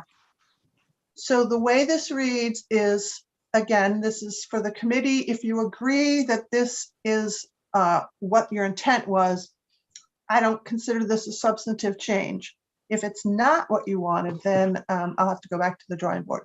So this basically says that a candidate for sheriff has to get a certificate from the Maine Criminal Justice Academy that either they're currently certified as law enforcement officer and has met the basic law enforcement training, or was previously certified as a law enforcement officer and agrees to meet the training requirements. So that is the two options for a candidate. Either they're currently certified or they were previously certified and agrees to meet the certification within 1 year. The second section, which has to do with ongoing training, and my screen, it's a little weird looking, but hopefully you can see it. A person appointed to the office of sheriff shall continually meet the training requirements and other statutory requirements. That was all of that, that's in the yellow in 1.3 and now in the new 3A, was all kind of mushed into the old bill under just D1 and D3 in a way that was not entirely clear. So I'm hoping that this separation, as I said, is what the committee intended to vote for. And I have everyone on the committee voted in favor of this amendment except for Representative Greenwood and Representative Bryant. Senator Claxton, I don't know how you voted because you were absent on that day, but Cheryl could clarify. And the other amendment was to clarify that someone who was employed in a municipal police department on and before 1990 also were grandfathered. Yeah. So in terms of the issue, I think people can correct me if I'm wrong, but I think that we intended the candidate had to be certified or was previously certified. I think that's what our intent was. Representative Toole?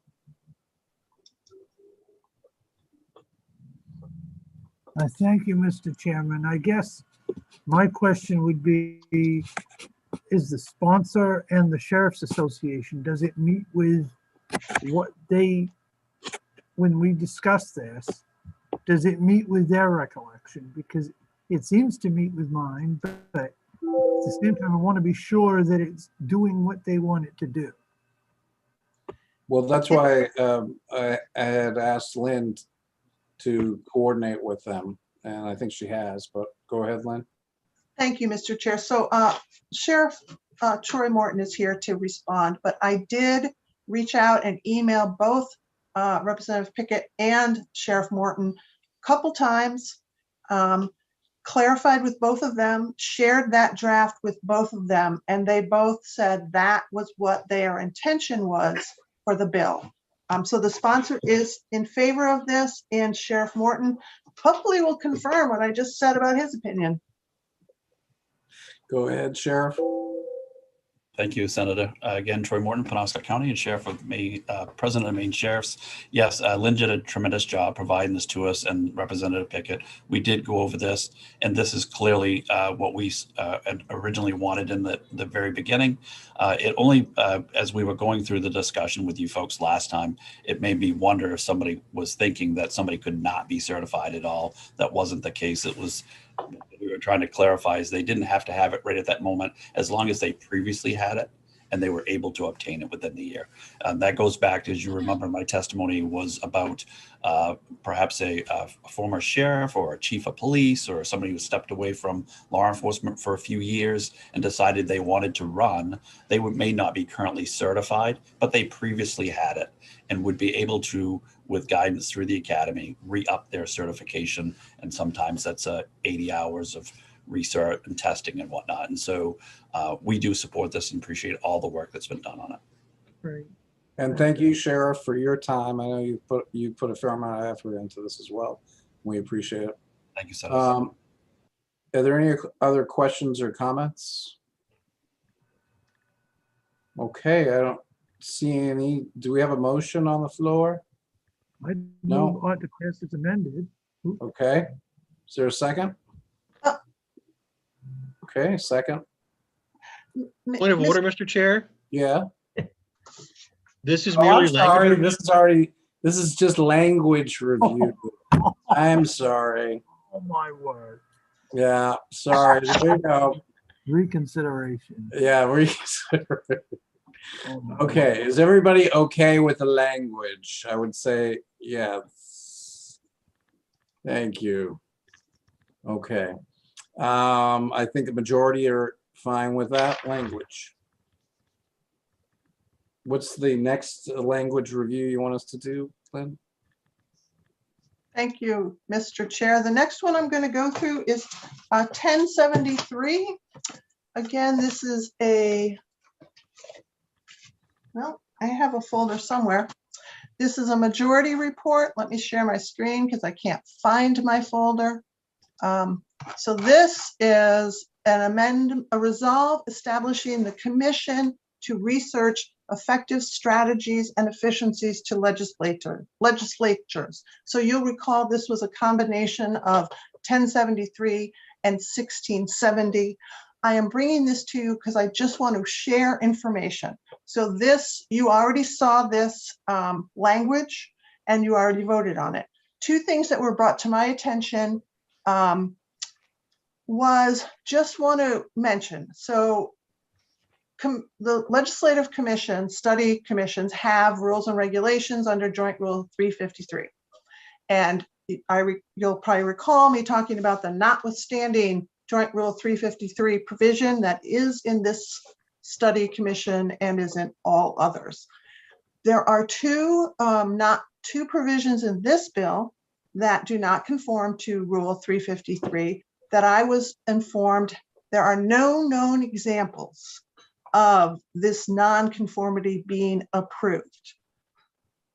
Before I tell you the two examples, I will say if this bill goes to the study table and it has non-conforming provisions in it that the Legislative Council does not like, they have the ability to change it. So for informational purposes, there are two. And this was educational to me, so I'm hopefully it's educational to you. Jointly appointed, this bill, as voted out of committee, has the non-party affiliated member jointly appointed by the president and the speaker. That is not in conformity with the joint rule. It's usually one or the other. Again, no known example. Likely amendment would be that the one or the other appoints. The other no known example of this non-conformity ever being approved is the appointment from the floor leader of the Senate and appointment from the floor leader of the House. generally, it would be the speaker appoints it could be based on a recommendation from the floor leaders. So again, this is not to ask you to revote, just to give you an FYI that there may be, if this goes onto the study table and then comes off successfully, those two provisions may be amended at the discretion of the council. So let's see. I think I'm going to now share LD 1123. I'm going to do the majority reports first. So Lynn, is the non-conforming part that they jointly appoint somebody? There were two. One is the jointly appointing, and the other one is the floor leaders in the House and the Senate having the ability to appoint. That's not the provision. The provision is the speaker or the president appoint. This bill has the floor leaders appointing. Likely amendment would be speaker appoints based on floor leaders' recommendation. President appoints based on floor leaders' recommendation. Okay, Representative Greenwood. Yeah, I mean, I just think for clarity, I think we should address the concerns that are uncharted waters so that we're not upset if the Legislative Council does something different than was the intention of the bill. Yes, no, I agree. So Lynn, your recommendations are to make those recommendations, then we're fine. We're not violating any joint rules, correct? That's correct. You would want to do a motion. If you want to include those, you would need to do a motion to reconsider and then a motion to amend. Okay, Representative Greenwood. Just so we're clear on who was on the prevailing side for a motion to reconsider, can Cheryl tell us who voted on which side? This is 1073, correct? Yes.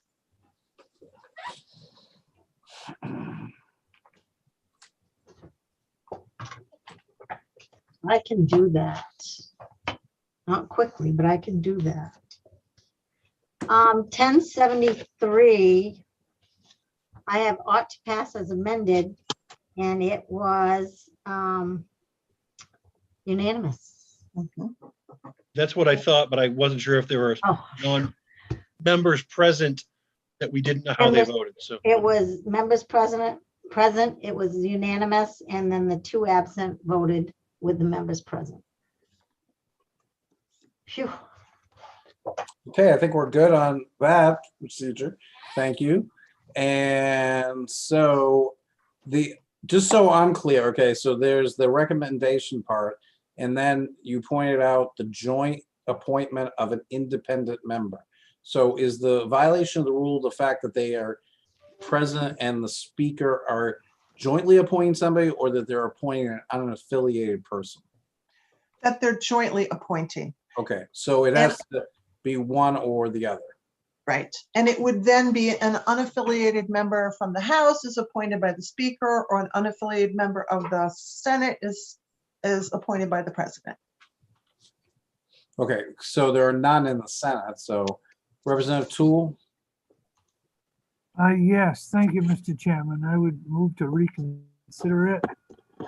Okay, is there a second? It's been seconded. Everybody in favor? Raise your hand. Okay, it's reconsidered. And now it's with back that- on the table.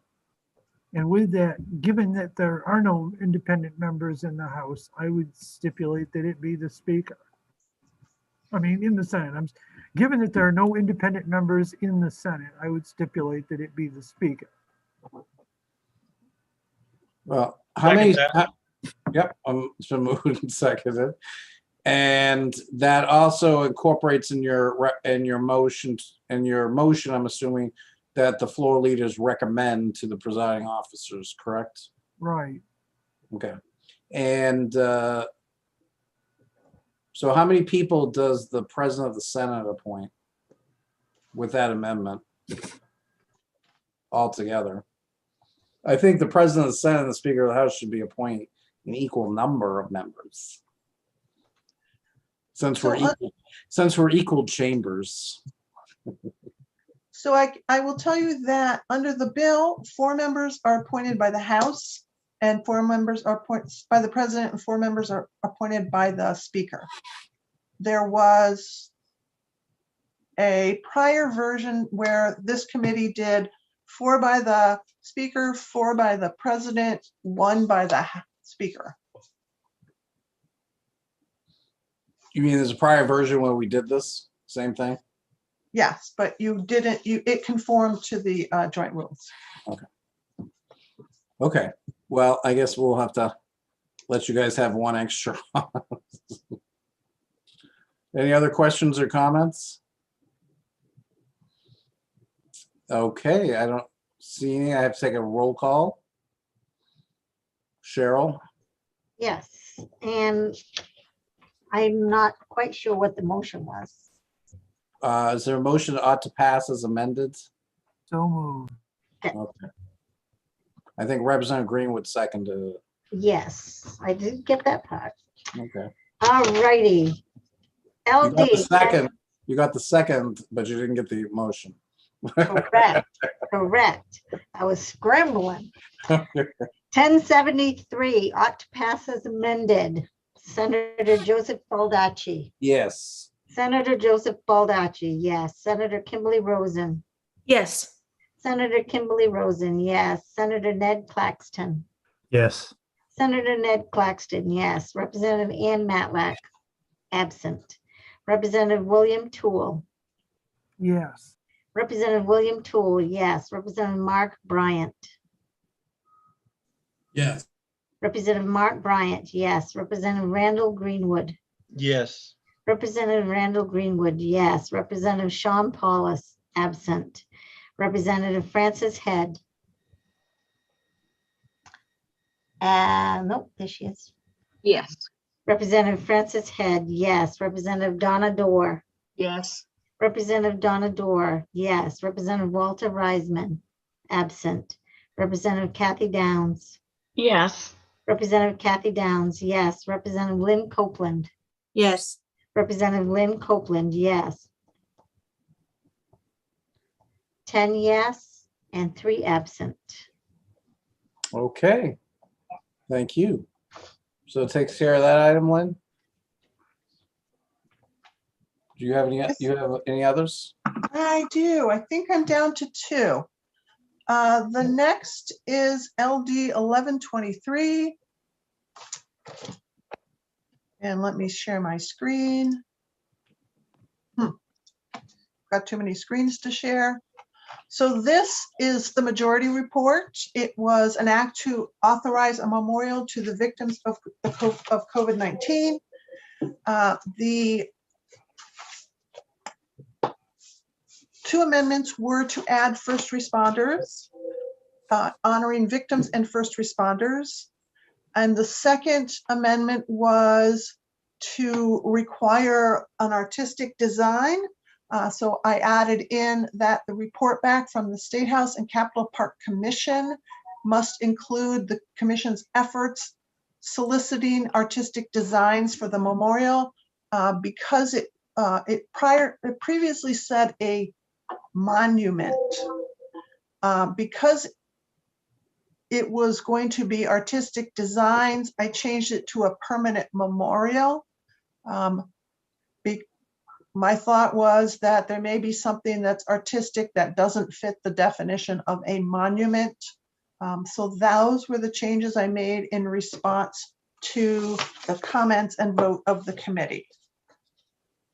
So does anyone have any concerns about that? Any questions or concerns? Those look fairly technical in nature. Yes, I consider them technical in nature as well, Mr. Chair. Thank you. I'm getting the lingo. It's either substantive or technical. That was technical. Any questions or comments? So thumbs up for the language.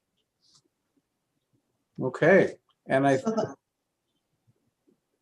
So the proposed language that you have there is fine? Thank you, Mr. Chair.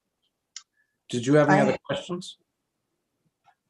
I do not have any other questions on that one. I have two more, unless I've already done 817. I already did 817. And we Did I already- did 12, and we did 1228. Yes, so I believe I have one more, which is not in my inbox. I have- So 596. And 753.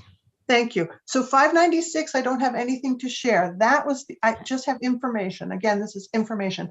That was the abandoned roads bill that came from the 129th that the committee voted for.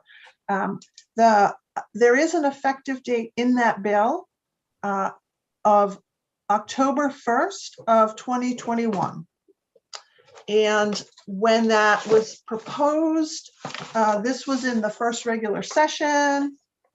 So an October 1st, 2021 effective date did not seem to be an issue, and I do not consider it an issue as bills become effective 30 days after adjournment. I just want to point out that the 30 days after adjournment in October 1st of 2021 are very close. So if the legislature goes beyond, goes well into July, there may be an issue, but that's something I can't foresee.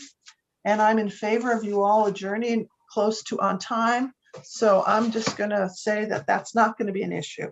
And I apologize to Senator. Hold on. Thank you, Lynn. Senator Claxton, you have a question or a comment? No, I didn't want to entertain conversations about working beyond the date of our concluding. Oh, okay. You took that as a bad omen. That's right. Is that correct? Okay. Yes. So Lynn, you just wanted to inform us of that. You're on mute. That's correct, Mr. Chair. It was just for informational purposes. Sometimes I share things because others in OPLA think that that's important. So I tend to follow That's great. my senior analysts. And I do apologize to Senator Claxton for not giving you a heads up on that. So Representative Toole. Yeah, I don't believe we did do the language review on 817. Well, hold on. Let's first. Do you have any other questions or anything else that needs to be resolved, Lynn, on 596? I do not have anything more on 596. Okay, and then 817 is which bill? So Representative Toole is correct. I have not done 817. And let me share my screen. This is a minority report for 817, which is the resolve to establish the COVID-19 Review Committee. And I will share, and perhaps Cheryl can check the votes so that if someone has a question. So one of the amendments This is for the ought to pass. The people that voted ought to pass. Correct? Yes, ought to pass is amended. That's correct. So there was a notwithstanding the Joint Rule 353 added in. There was a under 12, it used to say state and local government preparedness and territories and federally recognized tribes. I split those two out, took out the territories word, but split out the tribes because it just state and local government and federally recognized tribes, they should be separated to maintain the distinction in their authority. There was a change to have the report come back to the State and Local Government Committee as opposed to the HHS Committee. Section 7 on the federal funding for the Legislative Council to seek and fund through COVID funds. That was also requested. There may be an issue with that when the fiscal note comes out, because I've since learned that the Legislative Council doesn't actually get the funds. The but that has yet to be fleshed out. So I may be back with a fiscal note that requires further action on the committee's part, but I wanted to send this into the process so that we could find out if there's an issue. Again, no need for you to vote. Just let me know if it doesn't look like what the people on the minority report agreed to. Okay, is there any concerns or objections? If it looks good, people that voted the minority report should give a thumbs up to Lynn. Okay. I see a general thumbs up. Okay. So Lynn, was there one other 753? Was that still? There was 753, but I did not, I did put it on the list, but I am not ready to share it because it's not in my share file. That Okay. was a minority report for Representative Greenwood. So I will share that at the next opportunity that I have. Okay, and we're probably going to be bringing back the other sheriff bill that Senator Kime had. She and I are working on trying to bring the sides together. So hopefully we can have Senator Kime and that bill back in front of us sometime next week. Lynn, I know you had questions, but we should be able to resolve it. I'm going to try to resolve it by Monday of next week. Other than that, we have a couple of bills on Friday. Is that correct? That's correct, Mr. Chair. You'll see that on the calendar I last sent out, I put everything on Friday because we haven't officially heard that you're allowed to vote beyond Friday. But as Senator Baldacci said, the plan is you're not going to be doing everything on Friday. There'll be those two, the three bills, 974, 1680, both on legislative salary and reimbursement. If we get the Kime bill thing, we might be able to put it on Friday. Right. We only have two other bills that day. How many bills have we had a public hearing on all the bills referred to our committee? You have. There are two bills that may be referred on Wednesday. Oh, okay. But one we're on top of all Yes. the public hearings. Okay. Yes. I just wanted to make sure. Does any member of the committee have a question or comments or concerns before we entertain a motion to adjourn? Okay. Does somebody want to move to adjourn? Carol has her hand. Cheryl, thank you. I just wanted, Lynn, if you find that we're gonna have other public work sessions, just let me know and I'll get those on that. I only have the two on that one. Okay, thank you. Okay, any other questions or comments? Oh, Representative Bryant? I think I just want to go back to Lynn for a minute on LR 261. Again, you just put it there because you want to make sure everything was known, and you really have a date certain yet? That's correct. The two public hearing bills haven't been referred, so you can't schedule them. I just wanted to dump everything in the calendar so you all knew what was still out there. Okay, great. Thank you, sir. Okay, so Representative Bryant, do you have a motion to adjourn? Motion to adjourn, Senator. Thanks. Okay, seconded. Have a nice lunch. See everybody Wednesday and Friday. Thank you. Thank you. Bye. Thank you.